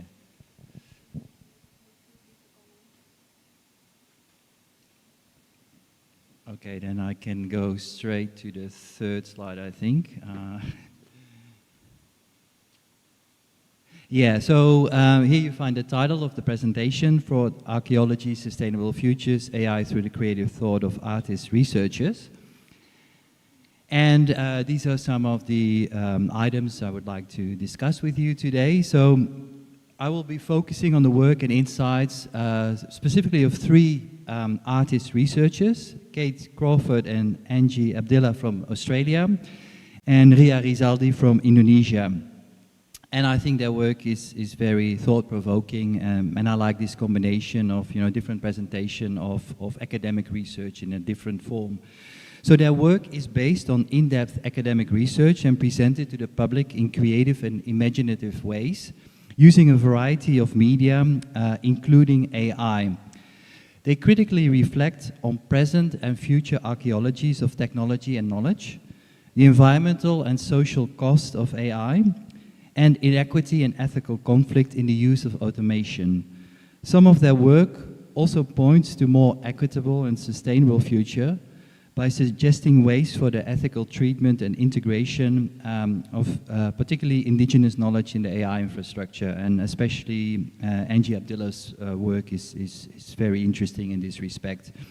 And I think this is also, this last point is good for our ongoing discussion, because actually last year with the 2025 Australia-Indonesia in Conversation Conference in Melbourne, we focused on the theme of bridging development, representation, and indigenous knowledge. So let's go straight into it with a statement by, as you can see, the Australian artists. They actually presented their work recently in an exhibition in Sydney.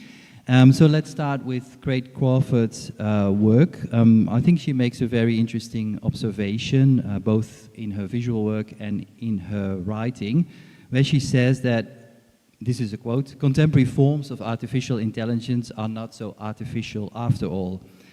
And she explains how AI systems rely on extractivism of the biosphere, of cognition, of affect. And this leads to what she calls the enclosure of biodiversity and knowledge. So I'll give you the full quote to explain what she means by enclosure. So the enclosure, this is the quote: "The enclosure of biodiversity and knowledge is the final step in a series of enclosures that began with the rise of colonialism. Land and forest were the first resources to be enclosed and converted from commons to commodities. Later on, water resources were enclosed through dams, groundwater mining, and privatization schemes. Now it's the turn of biodiversity and knowledge to be enclosed through intellectual property rights. And that's the end of the quote. And of course, it's not only intellectual property rights, but there's also other forms of enclosure. So with her academic research and creative art, she tries to map out what has been happening, and it very much relates to the discussion in the first panel about power structures. And that's the first point for us, I suppose, to start. If we want to start engaging with AI, we have to have a map of what is happening, because it is very complex. So she uses metaphors such as an atlas, a map, anatomy, architecture of the system. And this is a way of situating AI in the genealogy of historical technologies and infrastructures of power, classification, and social and environmental control. She has presented this in the, maybe I have to go back first, in various works with her collaboration partner Vladan Joler, including Anatomy of an AI system, the Amazon Echo, which visualizes 3 central extractive processes that are required to run a specific device, the Amazon Echo artificial intelligence system. And those 3 resources that are extracted are material resources, human labor, and data. So she refers to things in her work and also in her writing, such as also brought up in the previous discussions, such as e-waste, created by the quick turnover of such devices. The fact that in the case of the Amazon Echo, for instance, it relies on disposable lithium batteries. And she also refers to labor conditions. So, some concrete examples of what is behind all of this. So she makes this provocative statement, but based on reality, for instance, that a child worker in Congo involved in the hazardous mining of cobalt, which is used for lithium batteries, would have to work 700,000 years to earn the equivalent of 1 day of work of Amazon's CEO, Jeff Bezos. So that's $1 per day versus $275 million per day. And similar issues are also addressed in another work, the Calculating Empires, the Genealogy of Technology and Power since 1500. Again, also going back to what has been brought up in previous discussions about the legacy of colonial systems, the ongoing dynamics also in post-colonial states.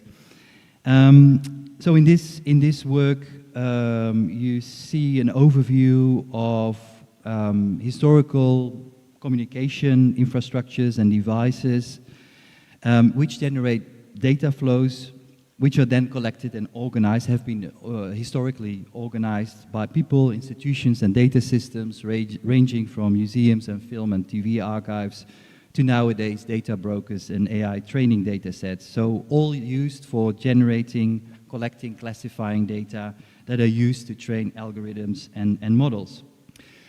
So this is a mapping, but then of course, it was also brought up in previous discussion, contextualization is very important. And I think this is where the work of Ria Rizaldi comes in very interestingly. So it addresses similar issues, it makes use of speculative experimentation, but also in combination with ethnographic research and documentary, style coverage and presentation of reality. But to address, the same issues, but in a very contextualized way. So about the interrelations between technology, power, capital, labor, nature. His creative work is inspired by a common Indonesian language reference to e-waste, which is referred to as bangkai elektronik, or electronic carcasses. And this refers to the near immortal character of electronic hardware that is able to preserve its environmentally harmful presence into the far future due to its near indestructible materials.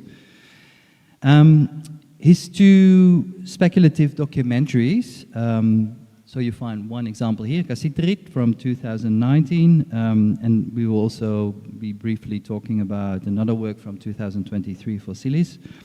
They focus specifically on the mining of tin on Bangka Island. So 1/3 of the world's supply of tin, which is a key component, as we know, in the production of mobile phones and paradoxically also renewable energy devices such as solar panels, comes from Bangka and neighboring island Belitung. The mining activities have triggered chemical reactions that have turned parts of the island into an uncanny, alien-like landscape filled with lakes and other waterways of toxic acidity. And then on top of that, with the promotion of tourism and increasing influx of visitors, there's been further stress on the environment. So in this film, speculative documentary, and also in Fossilis, tin is approached from multiple, both human and other than human perspectives. So for instance, the narrator in Kasiterit, and that is a reference to cassiterite, which is the primary ore of tin. The narrator is an artificial intelligent character called Natasha, who has, even a mix of melancholy and existential crisis, traces her origins back to the natural resource in Bangka. So this is a quote from the narrator, this AI character. She says, "I come from here. This landscape, which is presented to you through projection or screen, is made of my body parts, which are made of tin." So, yeah, this is a way of drawing attention, creating awareness about, what is behind the use of AI in terms of natural resource extraction and also labor and other aspects. So through the narration and the perspective of Natasha and various other characters and worldviews shaped by their specific and conflicting connections with tin, we see how this is all interlinked. So we have references in the films to, amongst other agents or actors, the state mining company, unconventional miners, indigenous people, tourists. There's the historical perspective, so there's Dutch colonials involved in tin exploitation that are represented in it as well.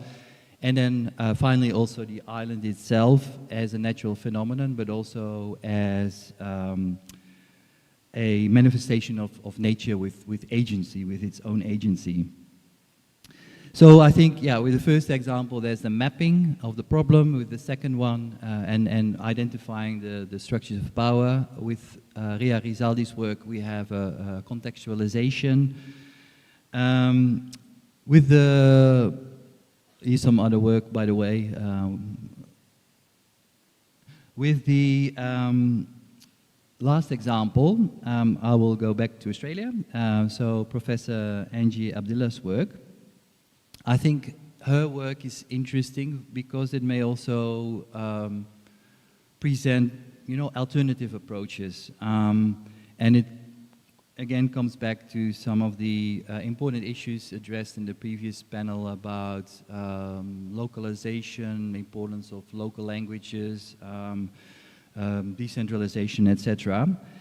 So in her case, it stands out for, and for me these are all new explorations, by the way, so I would love to get in touch with all of them and to learn from them more directly, but this is for myself a great entry into the issue.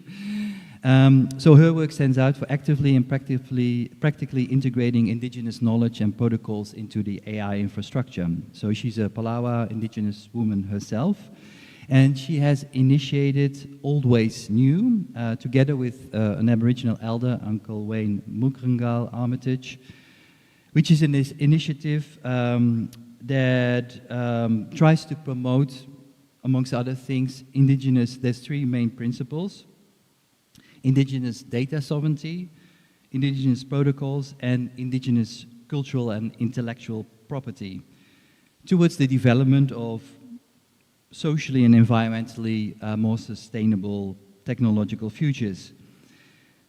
So this approach seeks to protect and integrate, amongst other things, indigenous knowledge and combat issues such as bias, racial profiling, and cultural appropriation in the AI infrastructure. It also forms the foundation of Abdilla's country-centered design model, which includes more than human agents in designing places, spaces, and services and experiences. So in practice, this includes the remapping, rethinking, and recreating of space and design by using these richer, more local, contextual, human-decentered, country-inspired approaches to geospatial information systems, to global positioning systems, to virtual reality, augmented reality, and other forms of automated learning. It also seeks to progress more environmentally sustainable closed-loop cycles for natural resource management and so-called cradle-to-cradle approaches for advanced robotics, amongst other things. It's important to note here, by the way, that country in the indigenous context does not refer to the modern nation state, but to land, sea, and sky country combined. She has also presented this in creative work that you find here. In this case, the meditation on country tries to integrate indigenous knowledges around creation time with Western astrophysics related to evolutionary events. And I think, yeah, this is an excellent example to conclude with, as I think it reinforces the argument that first, we do need, careful examination of the ideological grounds and commercial and political decision-making exploitation on which AI infrastructures are built. But second, also to explore systems, maybe microsystems, that can capture a more representative and stronger diversity of voices and interests. So yeah, I would like to conclude here. Thank you very much. Thank you so much, Edwin, for very interesting presentation and very interesting methodological approach, drawing from different artists' works and also various media's approach. Seeing it from more critical perspective, I guess, seeing how the production of human and also AI creating some of the effects, such as the e-waste or also the extractive activities to support this AI. I think that's a very important highlights from your presentation. So now we will move on to our second speaker. We will have Dr. Jasmine Pefferkorn. She is a research fellow from the Center for AI and Digital Ethics from University of Melbourne. She's also expert in human-machine interaction and curatorial practice in the digital spheres, explores creativity and museum curation in the age of AI. Dr. Jasmine, whose work focuses on the relationship between artificial intelligence, creativity, and cultural institution. Her research explores human-machine interaction, AI-assisted creative practices, digital ethics, and the evolving role of museum and curatorial practices in the digital age. As part of the Center of AI and Digital Ethics, she investigates how emerging technologies are transforming artistic production, public engagement, and cultural heritage with an emphasis on responsible and human-centered innovation. So without further ado, I would like to give the time and stage to Dr. Jasmine Pefferkorn. Time is yours.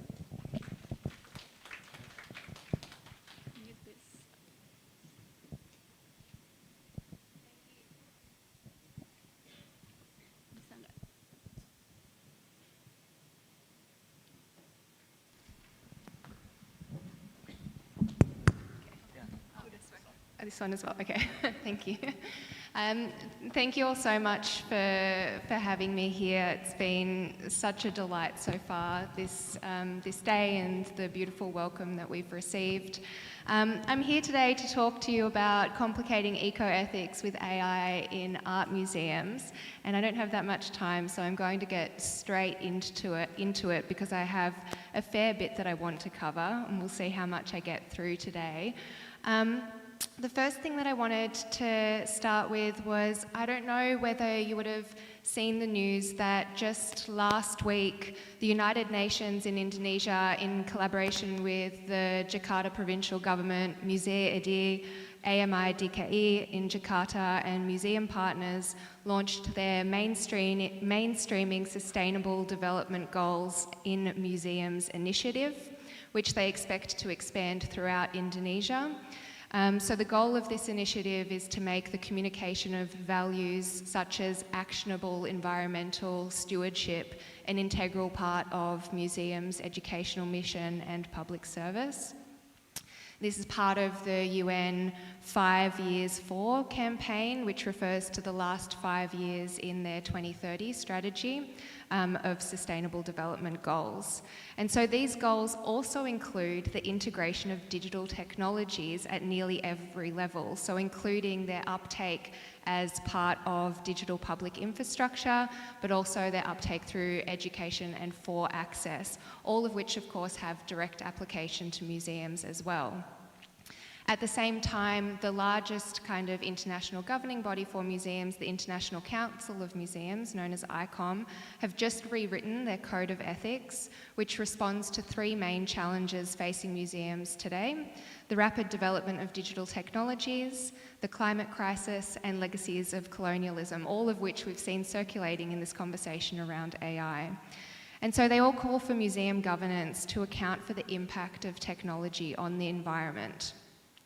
So really my question that I have today that I wanted to explore through this talk was, how are the tensions between this increasing embeddedness of AI in everyday operations within museums, alongside that desire to stay relevant and the pressing ethical mandates for upholding and communicating environmentally sustainable practices unfolding in art museums in relation to AI? Just a simple question.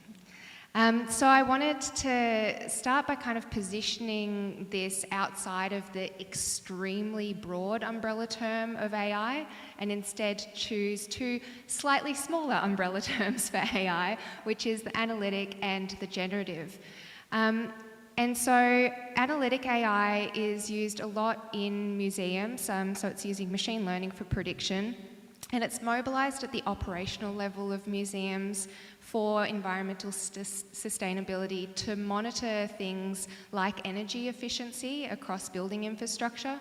So if you imagine, for instance, that you use analytic AI to predict where visitors are moving through the museum, and you're able to heat, cool, light the museum in response to those predictive mechanisms and save some of the energy as a result. These systems tend to be largely invisible. On the side here, you'll see operational and expressive as these 2 other terms that you'll hear me talk about a lot. These are terms that come from software studies. Wardrip, Fruin and Crumpton write about them in their book from well over a decade ago now, I believe, called Expressive Processing. They delineate the operational as computational processes that largely occur outside of the purview of humans. They're designed deliberately to kind of be frictionless and invisible, running in the background. But the expressive is the surface level that we engage with and that the human sensorium can perceive and encounter. And so with something like analytic AI, often in the museum, we see it. We don't see it, is the point. It's largely invisible. They're relegated primarily to the operational level. It's Gen AI that tends to be the problem child when we think about eco-ethics in this space. And not all Gen AI is created equally either. This is a relative sliding scale. It's large commercial models, truly, that are reliant on much higher levels of compute, dependent on data centers. As we saw before, this is another OpenAI data center, this time in Texas rather than New Mexico, but as you can see, they're popping up all over the place. They're huge. General purpose AI, which is what Gen AI is, does far more than you need it to, which means that it's incredibly energy inefficient. And so while generative AI also has this clear operational level, which is of course latent space, invisible to us, doing all of these processes and operations, it is increasingly being integrated as an autonomous layer in museum operations in that respect, but it also has a far more visible, expressive layer because it is built to output content. So these modes, operational and expressive, analytic and generative, are playing out in the museum in different ways, but what I want to really focus on is the operational and expressive qualities of generative AI, which are reliant on these commercial models and how that has a higher environmental impact. So I want to start off by giving you the example of a very recent museum. It opened just earlier this year in Los Angeles. It's called Dataland. It's child of the Rafiq Anadol studio, Rafiq Anadol being quite a well-known machine learning artist.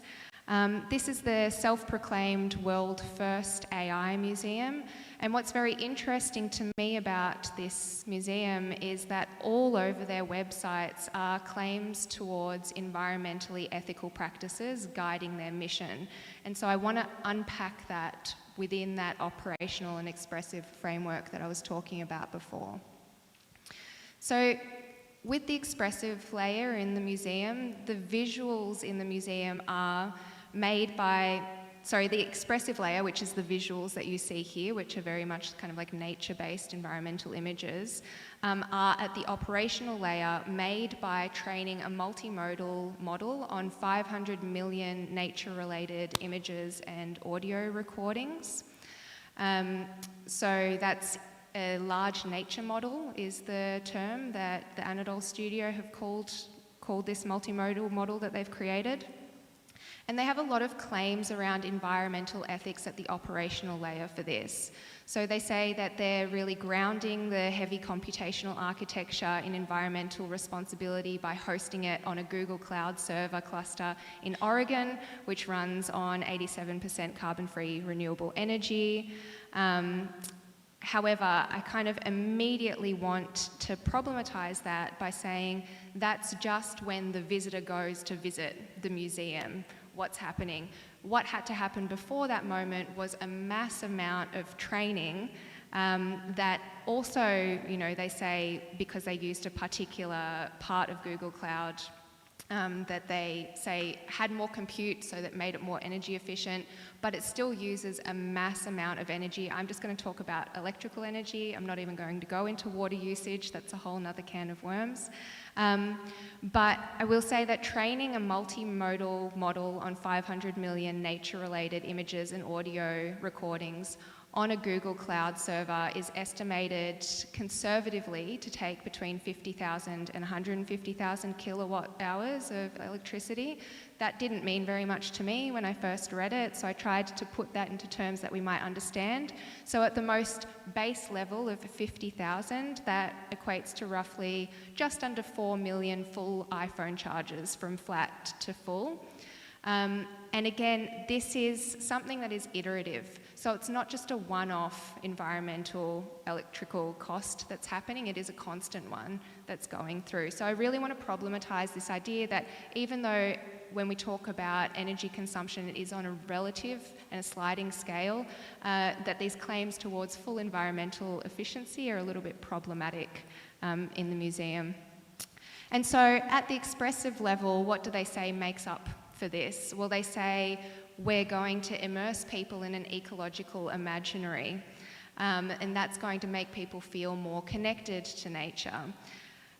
I kind of have a problem with this because this large-scale data, like all of Anadol's works really, is so abstracted that one can't really help but wonder whether it's actually creating a disconnect from nature rather than a deeper connection and instead resting a bit more in consumerist spectacle. And then the other part of me says, but of course, who am I to judge what might be a stepping stone for someone in engaging in an eco-ethics or eco-ethical thinking? So what I'm going to do instead is use my last few minutes to go through some examples that I think do this sort of expressive encounter a bit more effectively in different ways than something like Dataland and the Anadol Studio do. And that's because I do fundamentally believe in the potential of the art encounter, in that it enables us to imagine perspectives beyond our own. And I think that this is critical to internalising an ethical relationship with the environment. I don't think we can rely on governance in this space. I think we do have to really think about what is our soft ethics. So rather than the hard ethics of governance, what is the soft ethics of our embodied knowing in this space? How do we navigate these ethical tensions ourselves? How do we know to navigate them from within rather than being told what to do when governance is always a bit too slow to catch up with the technology? And so, internalising that ethical relationship with the environment really requires us to recognise our entanglement with the non-human, which is what sets the groundwork for the more than human perspective. It also requires us to recognise the agency of the non-human and, as an ideal consequence, have empathy with the non-human.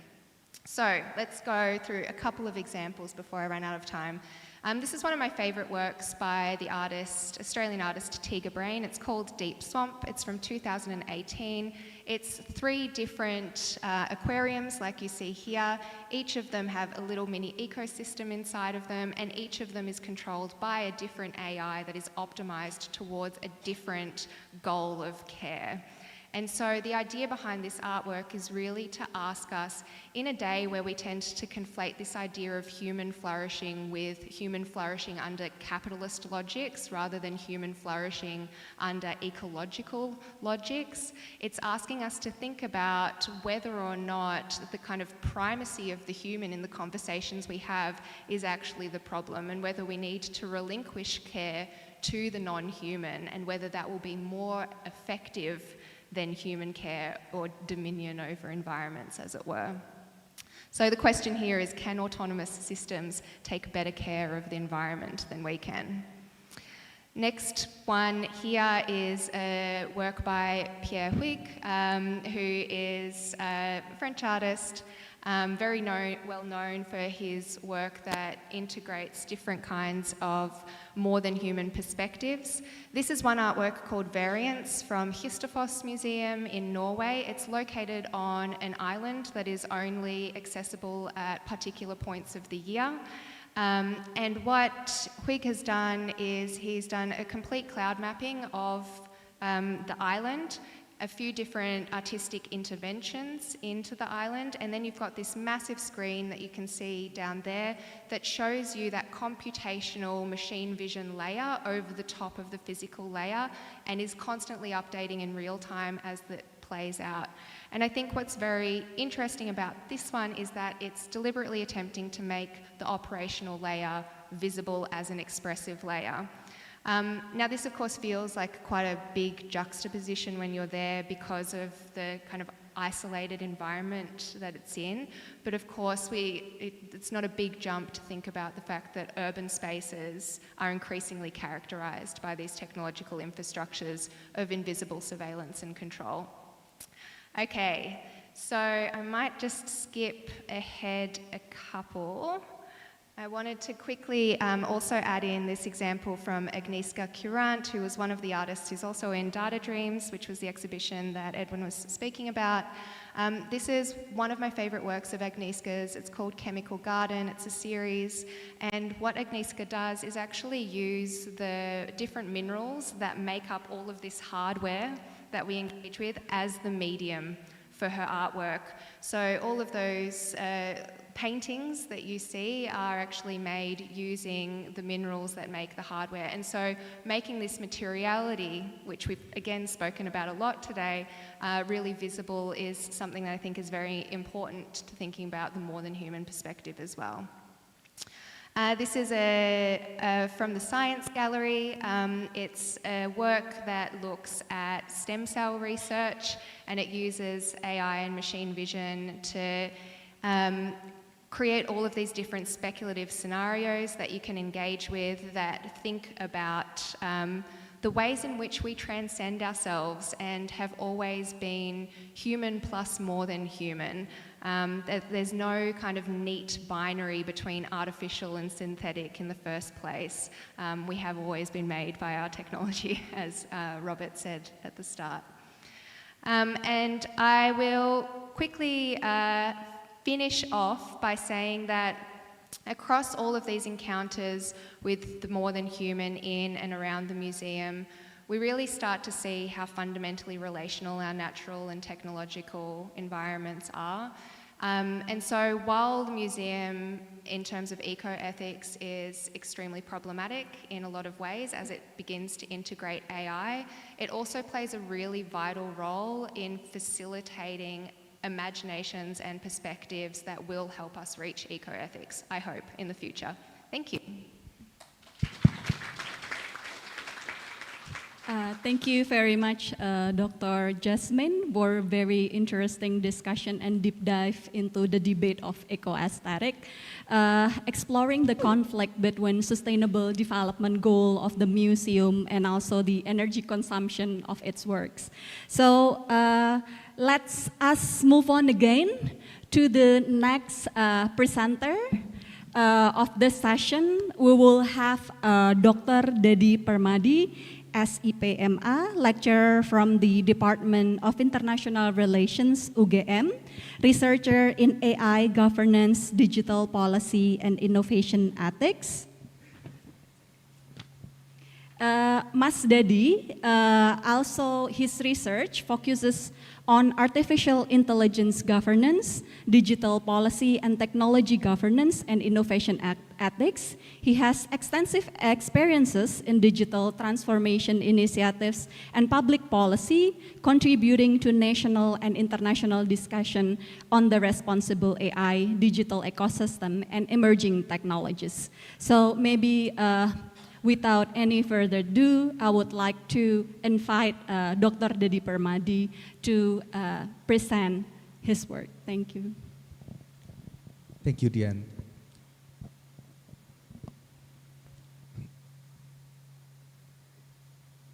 Yeah, good morning, everyone.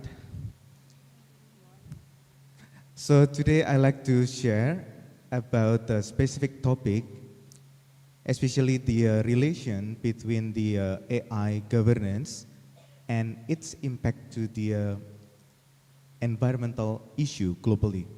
So today, I'd like to share the sustainability gap in global AI governance.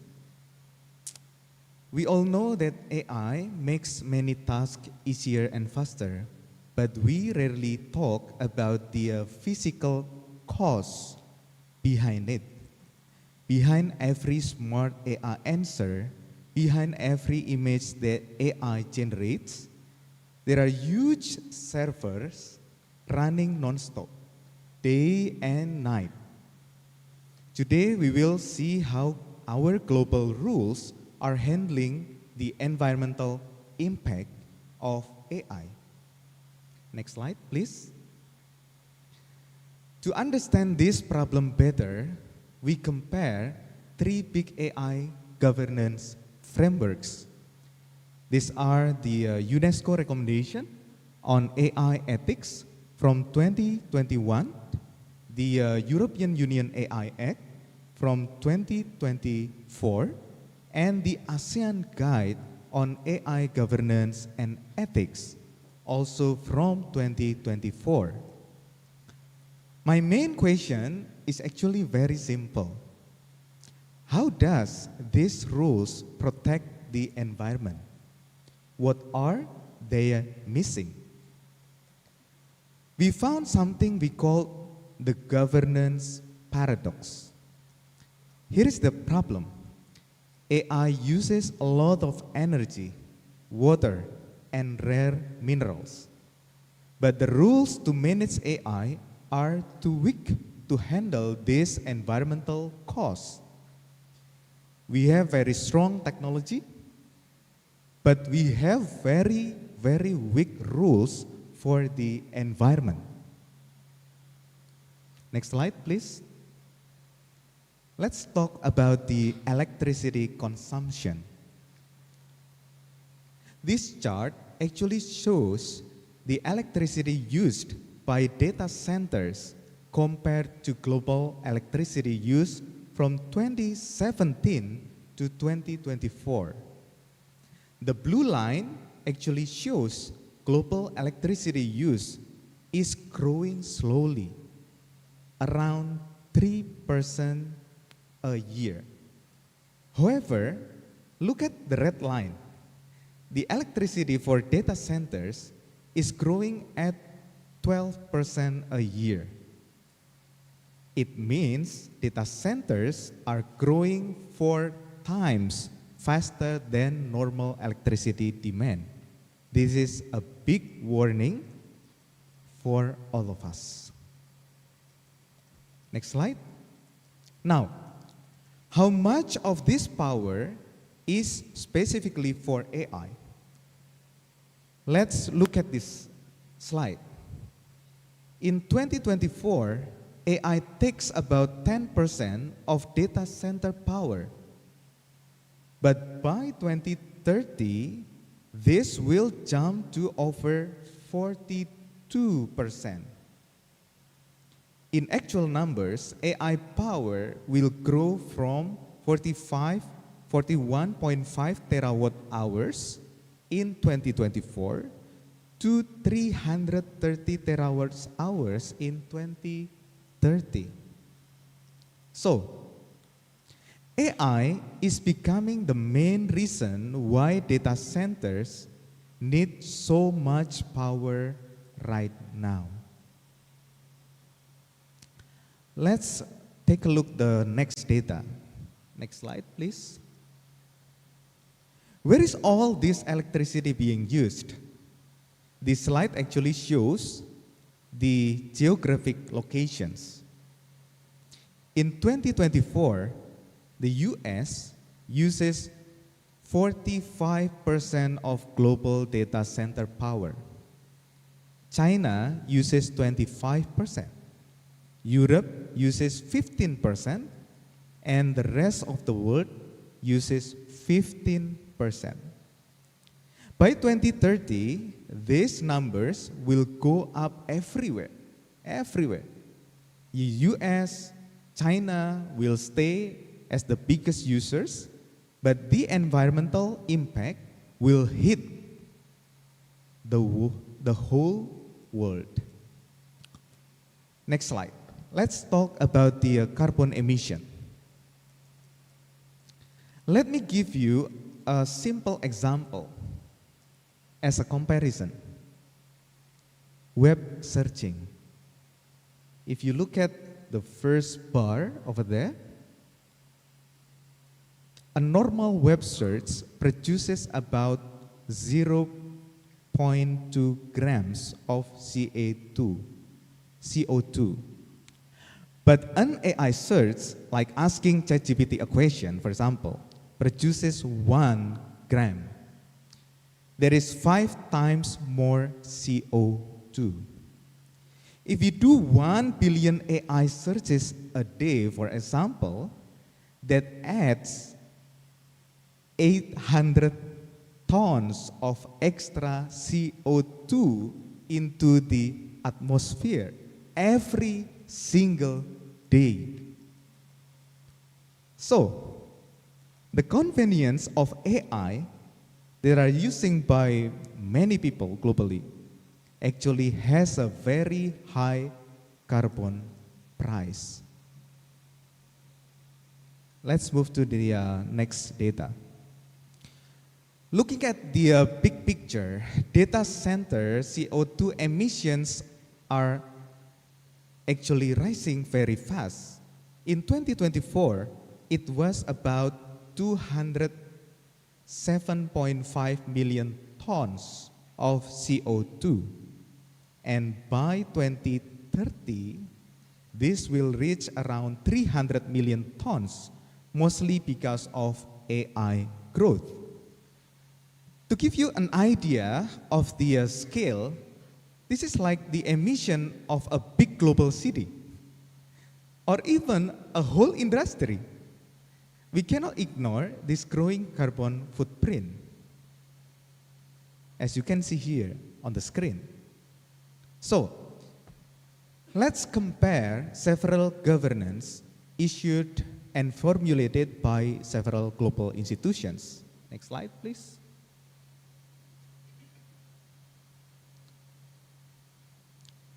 How are our governance rules handling this problem? So, this is the carbon emission. We compare UNESCO, EU, ASEAN frameworks on the right-hand side. This matrix actually compares these three governance. You can see here, EU AI Act.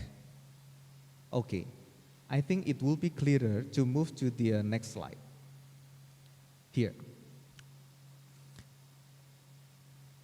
EU AI Act, for example, scores high on binding status. This means the rules are strict legal requirements. But when we look at the environmental sustainability, the scores are very low. This mapping of the governance actually can be followed by a matrix. Next slide, please. Here. We have several indicators here. Global reach, binding status, environmental sustainability, operational specificity. Operational, when we specify the indicators in operational function of the AI, enforcement, and eco-aesthetic integration. So we try to map out all of these indicators and compare among those three frameworks: UNESCO, EU AI Act, and ASEAN Guide. So this is the finding.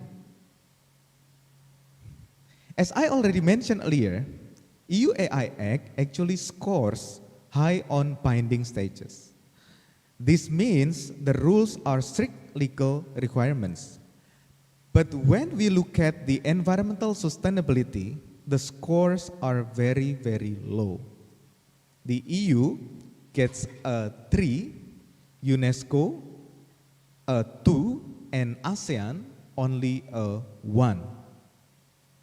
Even worse, for eco-aesthetic integration, which means making people see and understand the environmental impact, all three score 0. The rules just don't care enough about the environment.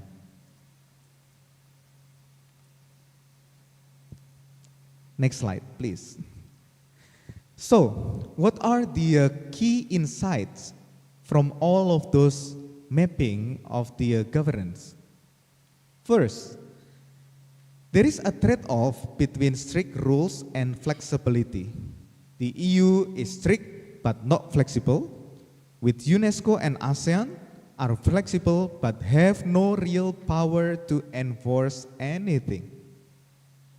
Second, there is a huge sustainability gap.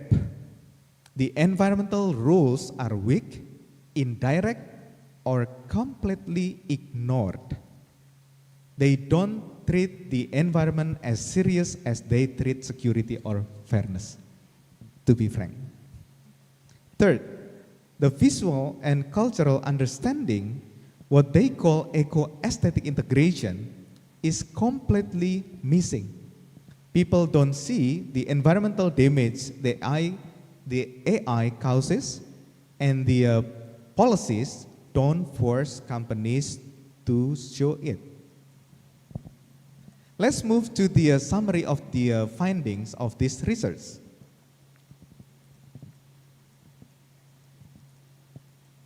I think this is a quite interesting data that can be used to map out the current condition of the relation between AI and global governance.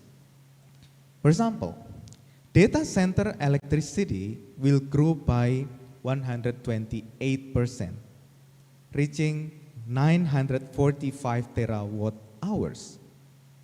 That is equivalent to the electricity used by all of Japan. Can you imagine? By all of Japan. Let's move to the next indicator.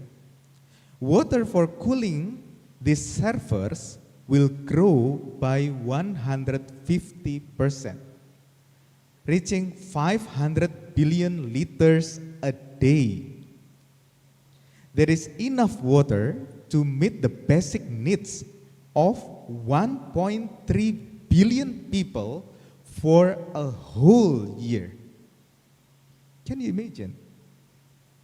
And CO2 emissions will grow by 45%, becoming comparable to the entire aviation industry. Next finding. Even with these massive numbers of governance responses show critical gaps. For accountability, frameworks like UNESCO only offer voluntary compliance. They are very weak.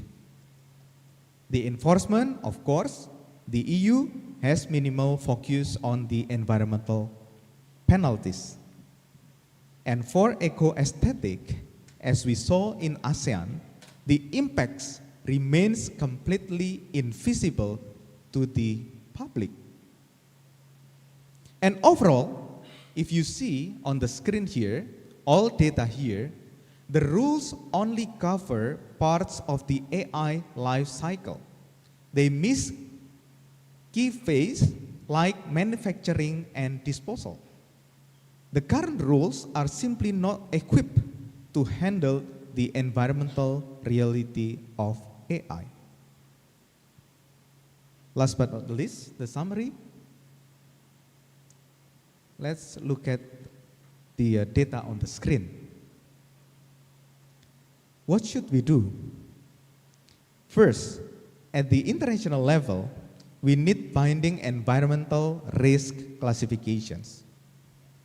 Second, at the regional level, we must mandate full life cycle assessments for design to the end of life.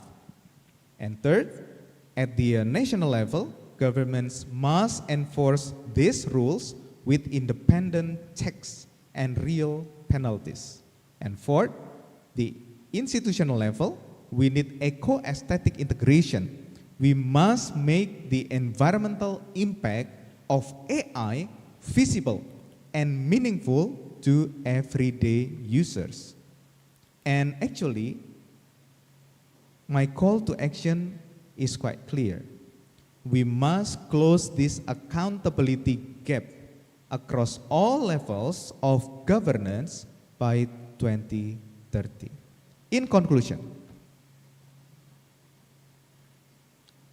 the accountability gap actually represents a policy failure.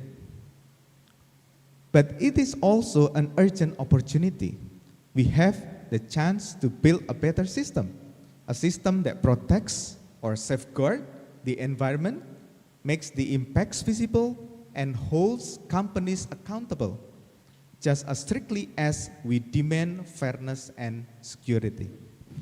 We urgently need a new framework that integrates life cycle assessment, mandatory rules, and eco-aesthetic principles. And actually, it is also up to all of us here today as an epistemic community to push for this change and secure our environmental future.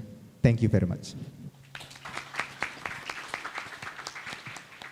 Thank you very much, Dr. Dedi, for a very comprehensive presentation that directing our attention to the growing use of AI globally and how it's actually affecting also the global use of electricity, carbon emission, as well as water, which actually further investigating the global AI governance as well and how effective they are in facing the environmental and sustainable the use of AI. Thank you so much once again, Mas Dedi. Now we're having our last but not least presenters for this panel. We have Dewi Cahyani Puspitasari, SOS MA, PhD. She is a lecturer and secretary of Department of Sociology, FISIPOL UGM, specializes in applied sociology, social capital, community development, and frequently bridges sociology in environmental community projects.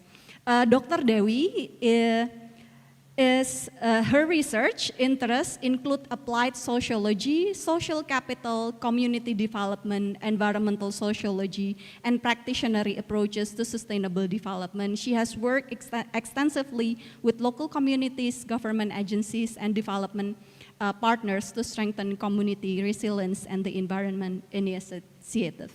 So let's invite Dr. Dewi Cahyani Puspitasari to have her presentation. Time is yours. Okay, thank you, Mbak Dian. Good afternoon, everyone. Prof. Edwin and our colleagues from University of Melbourne, and of course, organizing committee TFDS FISIPOL. Thank you for inviting me in this panel. In terms of the title, I would like to say that my presentation actually is kind of a resume, because panel 1 already discussed about the landscape, about the AI recently, and Prof. Edwin and also Dr. Jasmine, including Dr. Dedi earlier, already discussed about how the AI implementations and the potential and also risks. So I will not discuss more about the good or bad of the AI. Please move. Yeah, as we can see, next please. Yeah, in this picture, we can see the industry, all those of the implementation, including the risks already underlined by presentation from Dr. Dedi. And we know that landscape, AI landscape in last year until today, as we can see here, there are 5 types that AI can utilize with our society, spread from the industry, academician, including our society. And in this picture also we can underline the industry pain itself, organization moving from the experimenting AI. There are innovation, increased revenue, including cost saving, and notice the numbers are regional, as mentioned earlier by Dr. Dedi presentations, which already tell us something that society or me as a sociologist cares about. Adoptions of AI is geographically and depends on the economic situation of the countries. So what does the expansion, actually we can discuss more. Let's look at the opportunities that we, please move. As we can see here that, in the panel one and also all those three presenters already mentioned, first about the current use of AI, enables us to assist for working and then enhance the help. Maybe I can illustrate that currently, last weeks, I went to Madiun for community service, and it's interesting that our digital literacy still lacking in rural areas. That when I asked them about have you familiar with the ChatGPT, etc., in a junior and senior high school, they're already familiar with it. And the positive one, the students can use it and familiar with the kind of generative AI for helping them to find the source of knowledge, source of the courses or subject that they need to get to know. And then, this is also accelerate research in our recent practices. In academia, we can see efficiency for the synthesis or the searching the data, including how efficiency for the data analysis, including how it calls for the new occupations, And in terms of creativity, I'm interested also with the presentation from Dr. Jasmine, in the previous, in our, some regions, there are some museum that still very traditional management. I mean that maybe someday you can visit the one museum that last week I went there in Madiun. Still need to help to collaborate. Okay, in terms of creativity, as Dr. Jasmine also addressed about the eco-aesthetic and how currently museum try to apply the mandatory of the sustainability. These AI tools also helps to overcome barriers in terms of the creativity of human being. For instance, that people need to make some illustration, graphical, that they don't have the competency on that, but using AI we can enable the output of our creativity. And then many opportunities that we already list for the opportunities of the AI. Next, please. This is for our research. My colleagues, Mbak Tania here, CFDS, and also Decode from Department of Communications, and our publication is still under review. We research about the disruptions of AI in specific for the media creative worker in Indonesia. And we found that 4 categories here, from journalism, public relation, gaming, film, and music. Also, we can see here about the positive contribution, or the opportunity of AI use in the journalism. For instance, the AI as like a mate, for helping the worker journalists, to assist editing, including as Mbak Tiwi and in the panel 1, and Sylvia, I think, already discussed about the journalists fight for hoax, something like that. And we also find in our research last year. Then for public relations, used as a strategy tool, yeah. The CEO, yeah, tried to make simple for the decision making in their company.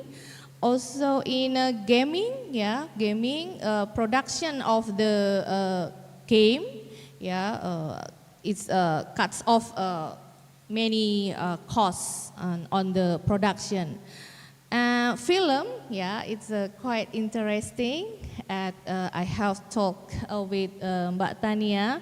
For film, maybe for the next, we don't need artists in the physical, yeah, because the facilitating of the generative AI, agentic AI, yeah, can help the filmmaker to produce the film, yeah, to make more aesthetic, and then yeah, in terms of to get the generate revenue, yeah, for the company. Yeah, similar with the film, also the music maker, yeah, composer, yeah, try to reduce production costs by using the generative AI or agentic AI. Next, please. Okay, here we also found the risk of AI, yeah, including in our research. Last year, we categorized in 6 parts, yeah, based on our systematic literature review, yeah, regarding the facial recognitions and hiring algorithms, and then it will warn that concentrate AI power shapes of information flows and political discourse. Yeah, this is the threats to democracy as studied by Helbing et al. 2019. And it is one every audience, yeah, regardless of the discipline, yeah, immediately understand. And I want to highlight about the labor precarity. I think Mbak Dian also has done, yeah, for the research about the e-commerce and gig workers in Indonesia. There is nothing autonomous, yeah, I would say here. There is nothing autonomous about AI. There are always people underneath it, and too often they are invisible and underpaid in terms of discuss about the labor precarity. Next.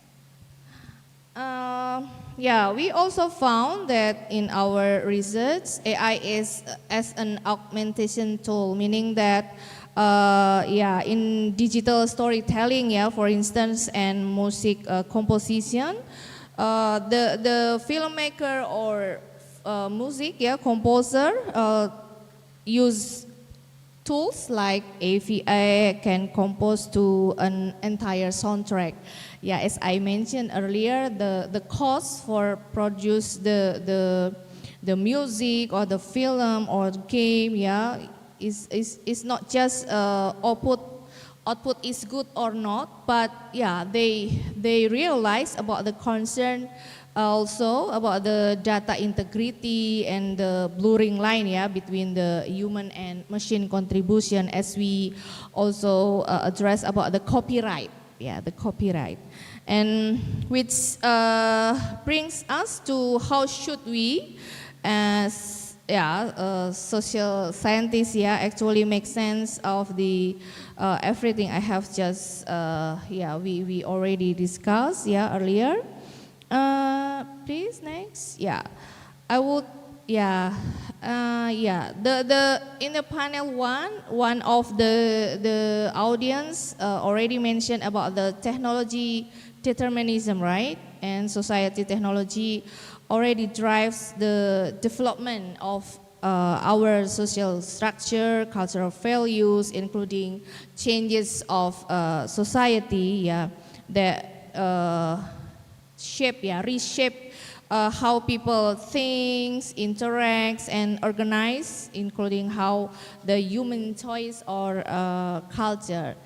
And all of these, yeah, in sociology, I introduced about the social construction for the analyzing the phenomenon, and also the STS perspective. It's quite interesting to elaborate how AI's meaning and impact are negotiated in ongoing social process, not just predetermined by its code.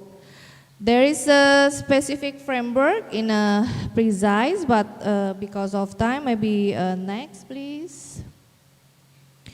Yeah, as we know that, as I have mentioned about the technology determinism, and Prof. Hassan also underlined earlier about we need to understand that the AI, is completely different, with the other technology. Engineers of AI, read AI as maybe kind of optimization of or problem solving, for the case. And governments also read, as Dr. Dedi mentioned about the challenge of the governance in terms of how AI's impact in our environment. Also, many things that this AI, applied to AI, if we cite by Selp et al. 2019 discuss about the AI fairness, itself is socially constructed, meanings that our discourse about the use and the impact, including the risk of the AI, still evolve. And it's interesting, about the how this all stakeholders, can inviting to discuss the how we will redesign process of our AI in the future. Next, please. This is our findings, that we found from the systematic review. It's quite interesting here that all parts discuss about the labor market implications, including worker attitudes, that also we found in our field work, with the many workers in creative media workers. Okay, please next, because of time. Now we can see in our Indonesia, is if we point one is demographic scale and diversity. As we know that our region, in Indonesia, still faced with the digital divide in terms of infrastructure, human competence, skill, etc. And then for the interesting part is our communal values. For instance, because my recent research about the caregiving in topic aging families, it's quite interesting how AI can help the caregiver to maintain their burden, about to make sure their family member getting the facilitate for their sickness, etc. And as we can see here, the values that we have, such as gotong royong, it will help, I think, and link with the religious and pluralist moral that maybe in the future we can elaborate more, through research or collaboration here. And I'm very happy that Prof. Edwin and Dr. Jasmine already mentioned about the ethnographic or qualitative research method, yeah, to make indigenous or local wisdom, yeah, to see how the impact of AI in the micro and meso level, yeah, individual, community, family, yeah, including, yeah, at the structural level is our government. Yeah, this is interesting for the future. Maybe next, please. Yeah, I will close with the next, please. Yeah, how we can. This is call, yeah, for urgent our society that, yeah, as we can see the illustration here about the SDGs goals and how the AI, machine learning and deep learning can, yeah, disrupt our everyday life, including how we practice, yeah, in our life. That, yeah, it is also called for us, yeah, as academician or practitioner, local government, national government, and our collaboration here with the University of Melbourne, yeah, it's yeah, maybe imperative, yeah, for critical research to make how AI, yeah, in the future more inclusive, yeah, to promote equity, democracy, and social justice. I think that's all, Mbak Dian and all audience. Thank you. Okay. Thank you so much. Thank you so much, Mbak Dewi, for the such an important helicopter view of the effect of AI in our everyday life. In one side, it's bringing the opportunities for people who use it in terms of job creation, revenues creation, making the work faster, etc. But on the other hand, it's actually creating a lot of challenges as well, including the bias of discrimination, threat to democracy, environmental costs, copyright, substitution of human, and etc. So thank you so much once again, Mbak Dewi. If I may quote from your presentation about the future of AI, it's not just technical, but it is socially constructed. So it's actually still ongoing negotiation how we might, we want to bring the future of AI. It's on the hand of the people. Thank you so much. Now I think it's the Q&A session. I think I will open or take 2 questions from the offline audience and 1 question from the online audience. Maybe the committee might help me choose only 2 because I can see 3 there and 2 there. So can you select 2 out of 5 raises hand? Raise hands, yeah. Which one? Okay, the blue or the, can I, Mas yang pakai baju batik? Okay, boleh.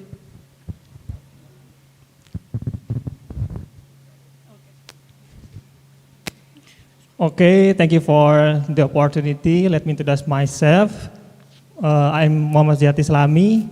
I'm upcoming dual degree master program in Department of Public Policy and Management and University of Melbourne with a major of Development Studies. Panggilannya siapa, Mas? Maaf. Zihad. Okay, Mas Zihad.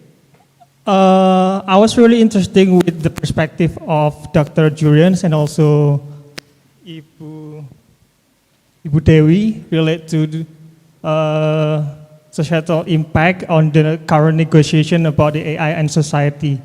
And particularly, I'm attracted to the issue about environmental monitoring technology, particularly the using of smart technology and also AI. Because we are Indonesian, we have a lot of cultural values and also local wisdom that receive the practice of environmental behavior. So there's a lot of culture in Indonesia. Meanwhile, when we talk about AI, it means we have a standard it's like computational code in environmental technology on decision making.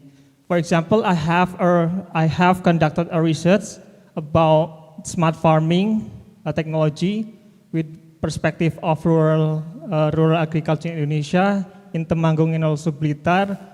They accept the technology as innovation breakthrough, but also when talking about the sustainability of their use in daily life, it's so hard because they have their own local and also indigenous knowledge that shape direction and decision making in smart farming, in farming activities.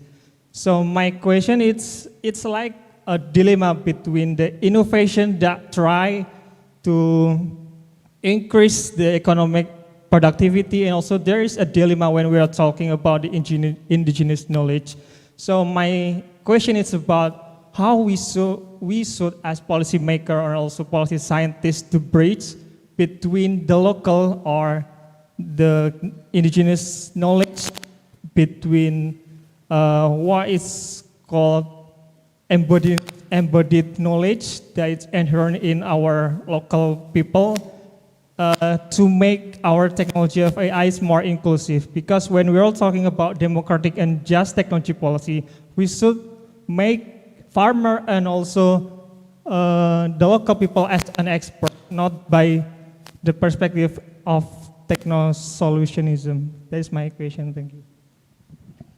Thank you so much, Mas Fiat, for interesting question. I think that question addressed to Professor Edwin and also Dr. Dewi. And next question, committee, please. Okay. Boleh. Maaf.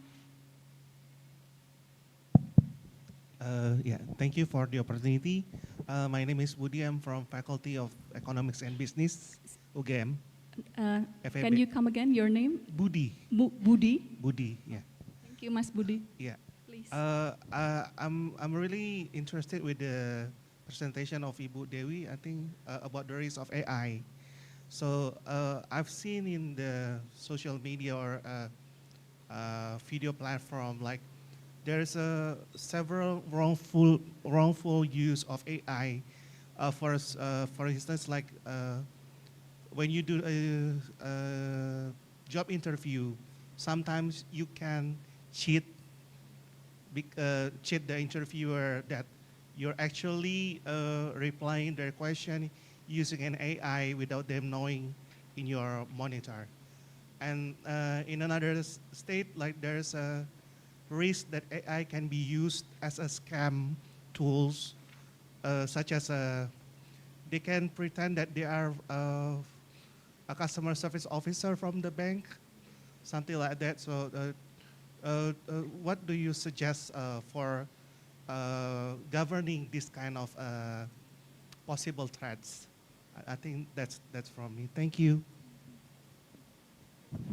Thank you very much. Because we have a limited time, I guess we can only take 2 questions from audience here offline. So maybe I will give the time to first Pak Edwin and also Mbak Dewi probably to answer the questions, and probably later on if you have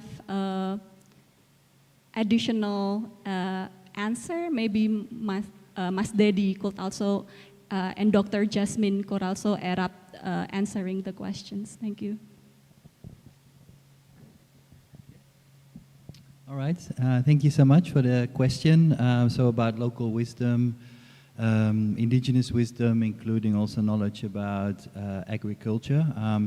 So I mean, yeah, those are obviously are treasures of wisdom, archives of wisdom that have been, have also been transmitted across generations, and to some extent are in danger because of the development of new technologies. But I think, yeah, especially with some of the examples we discussed today, and there's many more, it's not necessarily a dualism, and I think that's really where the role of the artists comes in, especially the artworks that are based on in-depth, ongoing research, collaborative research, participatory research with local communities. There's many many examples from the presentations and also in the room. I won't put anyone on the spot, but if they want to add some further information, of course that would be very beneficial as well. But I mean, just going back to the examples from Professor Angie's work, I mean, I think that's really a call for dealing with some of the challenges that AI brings towards, you know, things like also mentioned in the overview in terms of profiling, discrimination, commoditization, etc., especially, you know, with regard to indigenous communities and their knowledge. So that's, I think, you know, where a very good example where her model comes in terms of providing protection, but also in terms of actually developing a type of literacy and also an indigenous knowledge input into the system. I mean, on the, you know, the macro level, that might be very challenging, of course, but if those examples, for instance, yeah, as you mentioned, you know, if it's related to local wisdom related to agriculture, if that can be integrated into, you know, a smaller scale infrastructure, applications, devices that are actually beneficial and are also guarded and monitored by the community themselves. I think that's, you know, those are excellent examples where the two can actually work together. And again, yeah, I think also with Ria Rizaldi's work, you know, the example I gave on the screen as well.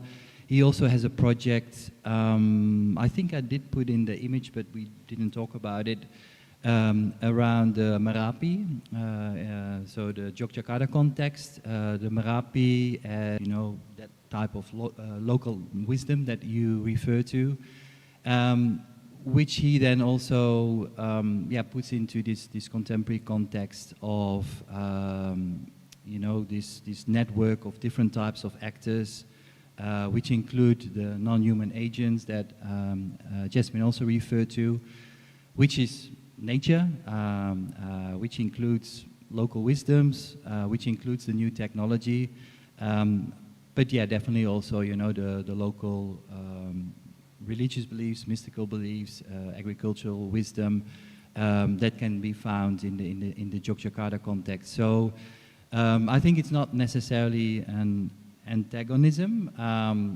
but yeah, we need to have people that can mediate, can communicate, have the, you know, the critical capacity, the imagination, and also the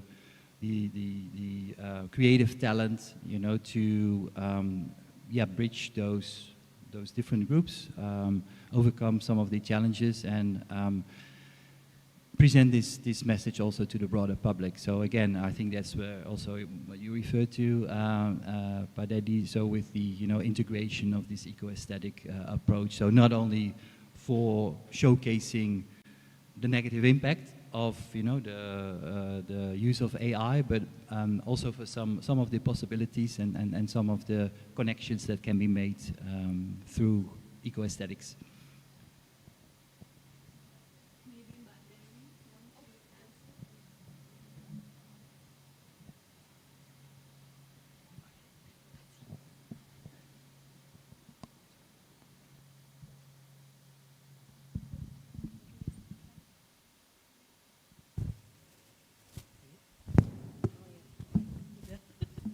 Okay, thank you for the questions. Okay, interesting, yeah, smart farming, and then as we know that Indonesia already have the action for 1,000 startup or something, yeah, I think, yeah. It's interesting that we try to make sure that the digital use, yeah, in every sector, yeah, and yeah. For your question regarding how we should bridge to local people with the in the AI use or this one.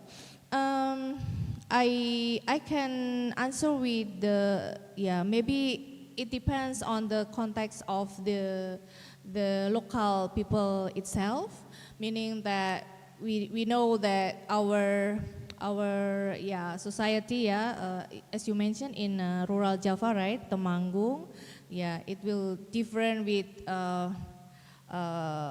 last week that I have visited the Kapotan. Kapotan means the rural farmers organization, right? Local farmers organizations in Madiun. I think it depends on the profiling, social profile or social background of the group of people. Meaning that we need to empathize first and then try to know about the needs and how we introduce the technology is not just for tools, but knowing how the technology itself will as you mentioned earlier about the promise for the increasing productivity, etc. Also I think we need to collaborate with the local tokoh tuh kayak sesepuh champion kayak sesepuh misalnya atau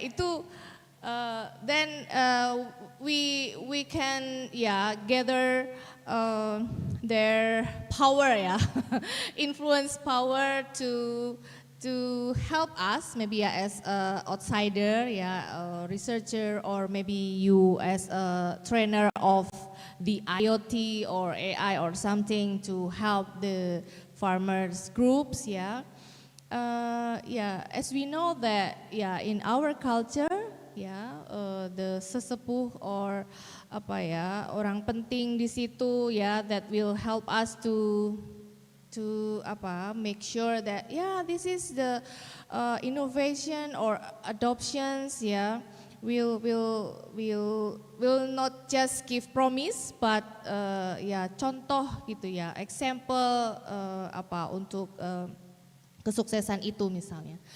And this is challenging because technology as a tool, but also we try to empower people in terms of their skills and then the knowledge, practical knowledge how to operate the technology itself. But the important things is about the digital mindset. And as my colleagues also always said about our digital literacy still lack, and needs to improve, including how the many social groups in our society needs to get the education or digital literacy to improve the digital mindset. Before we go beyond to the use of AI.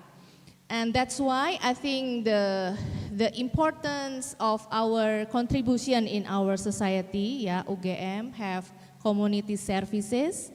I'm also the DPL, dosen pembimbing lapangan. And I have 20 students with different background in our faculty. There are 2 students from physical engineering and agriculture, including sociology also. It's interesting how they try to make the IoT, Internet of Things.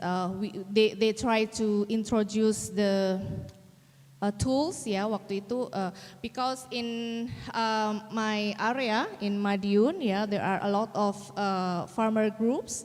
They need for the apa semacam alat tools for pH indicators for the land ya. I don't know the technical something yeah and then my students try to introduce the alat ya automatization of the pengukur itulah ya keasaman tanah, pH tanah dan sebagainya for the soil agriculture. And also they try introduce about the automation and link with the farmer's handphone, smartphone, because as we know that our society classified in a social class. That's why we try to introduce the knowledge and education in different level.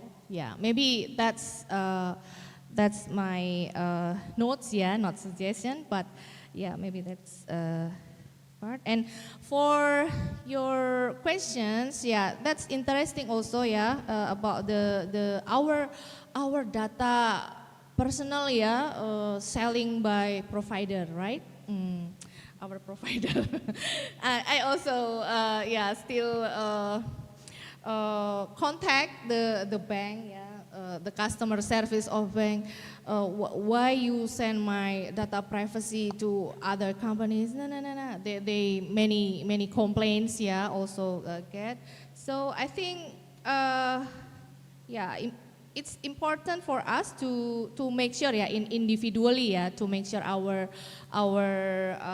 anonymize the data first, and then in terms of regulations, our Prof. Ridi already mentioned about the law about the personal data, right? So if we want to use it in a law for the transparency and data protection. And I think, about the cyber security is still homework in our, maybe Mas Dedi can add, about the case of cyber security in Indonesia, because as I know that, we still going on to make sure that our data privacy and then personal, not just selling for third parties, maybe later Mas Dedi can add my answer. I think that's all my answer, Mbak Dian. Thank you. Thank you so much, Mbak Dewi. Probably Mas Dedi and also Dr. Jasmine wanna say something, add up answers to both questions. Probably especially to the data security or cyber security, Mas. Yeah, thank you, Dian. Just want to share a quick update on that point. So, three main points. First, I think the idea of AI governance is actually how to balance between the AI usage and the human in the loop. So how to make sure that every single stage in developing and in adopting AI will be beneficial, will be actively involve human there. So the idea is actually how to maximize the opportunities behind the AI adoption and how to minimize the risk in the AI utilization. That's why many countries globally try to balance between these two. Every single country is trying to do so. So whether they issue hard, medium, or soft law, it really depends on the readiness of the country. Because in AI governance, we actually also highlight one principle that is actually referred by almost all countries globally, which is readiness-based governance. So the governance actually formulated based on the assessment of the readiness of the country. Usually the indicators to assess the readiness consist at least 3 variables: technology, governance, and human resources. So based on all of those indicators, we could really formulate the best formula for governing AI. For example, in Indonesia, do we need legally binding regulation in Indonesia? That's something that should be answered by all stakeholders. I share to my colleagues here that in the AI governance, actually we should really driven by the need of the society, not driven by the FOMO agenda. So usually, some country actually formulate their regulation, formulate their governance based on the just FOMO action. I mean, like not readiness-based governance, but FOMO-based governance. Sometimes I see several decision makers across countries. They just show the map of the regulation globally in governing AI. And they said, oh yeah, only this country, they haven't had any legally binding regulation, and we should follow all of other countries that already have it. So my point is actually, even the US, they only have executive order. The only entity, the only jurisdiction globally that already issued legally binding regulation is the EU. EU AI Act. There is a Spain, they issued what they call as royal decree, even lower than Act. US issued executive order, also lower than Act. Indonesia hasn't had any legally binding regulation specifically on AI. However, we already have the existing regulation that can be used to govern AI. For example, cross-sectoral regulation, PDP law, personal data protection law can be used to govern AI, of course. ITE law can also be used to govern it. So, if you ask whether Indonesia already have the regulation, existing regulation in governing AI, yes or no? Yes, we already have cross-sectoral regulation, but we haven't had a specific regulation, specific cross-sectoral regulation on AI. And we already have several sectoral regulation on AI. For example, AI for basic healthcare, issued by the Ministry of Health. We already have it. Exactly. So it is a bit complicated, but the point is actually, let's think about the readiness-based governance. And secondly, let's also think and consider the second principle, risk-based governance. Because usually, if we look at the regulation issued by the UK government, for example, they have data classification.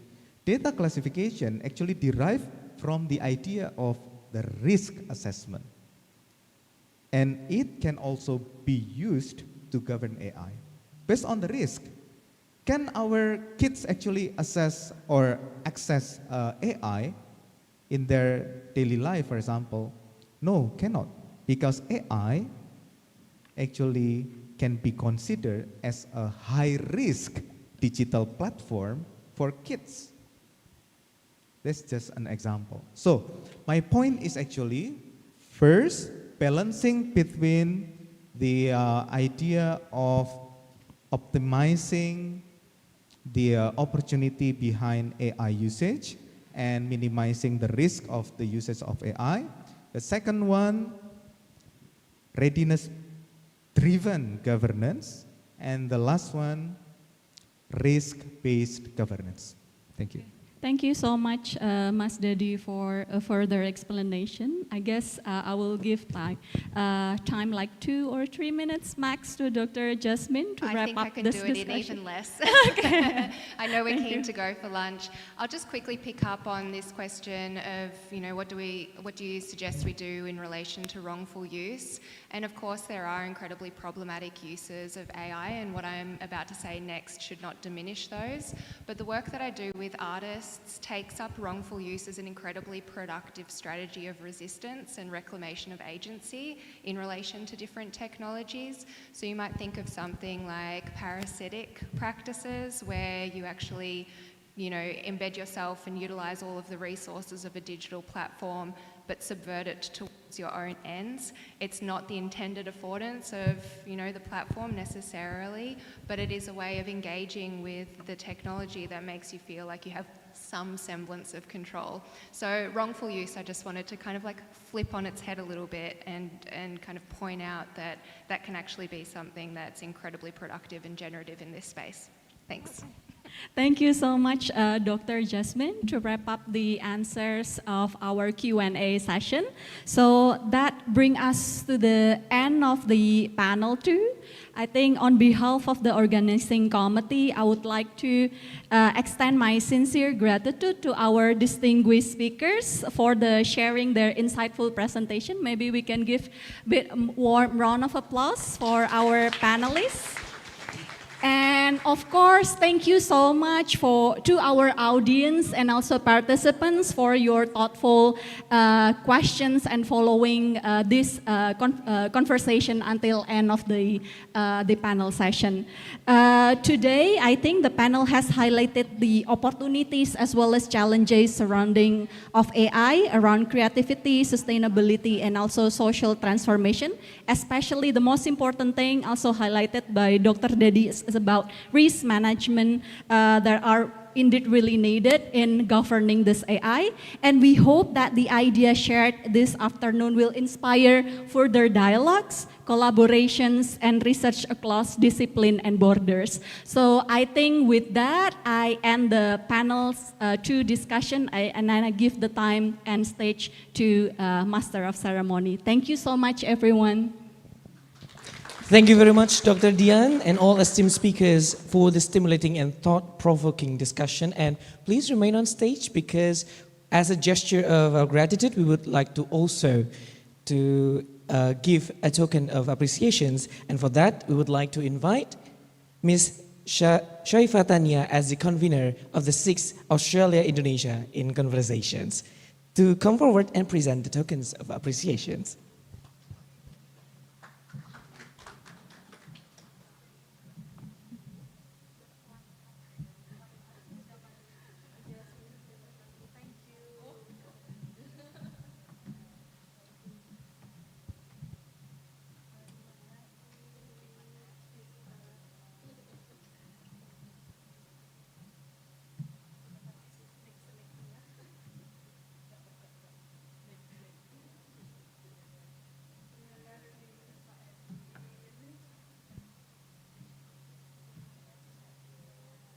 Okay, now we will have a photo session.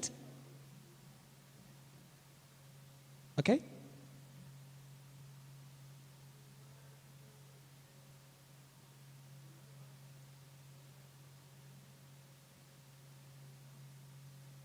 Okay. Thank you very much, and please give one more big round of applause to our speakers and moderators. And with that,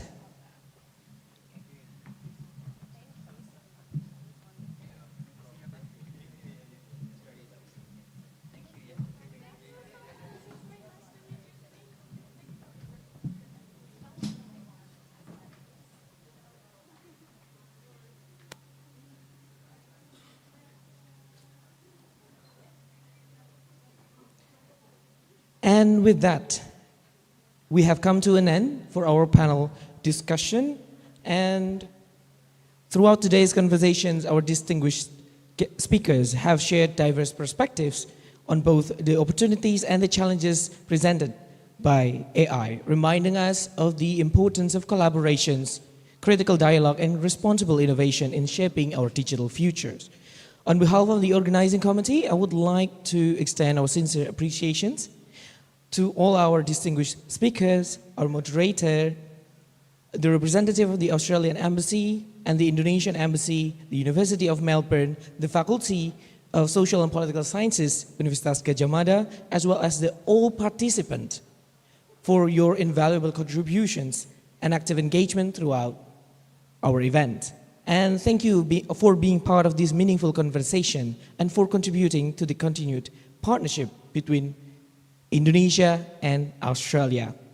And with that, we will officially conclude the Australia-Indonesia in Conversation 2026.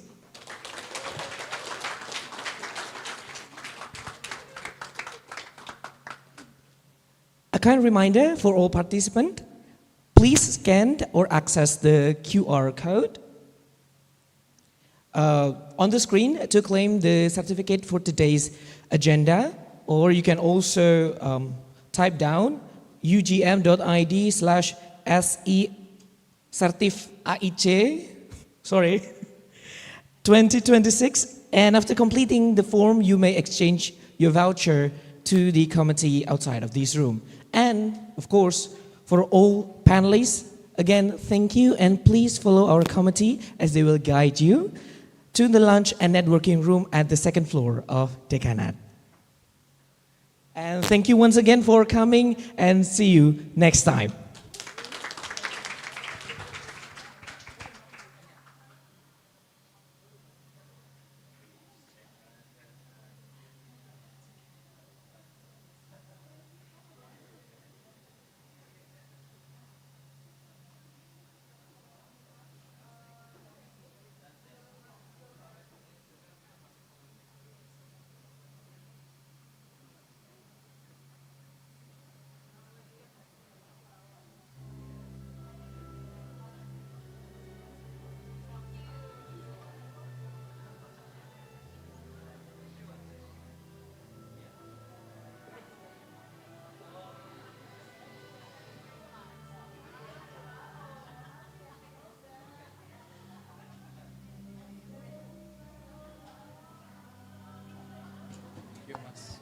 Sama-sama, sorry kalau misalnya ada salah. Aman.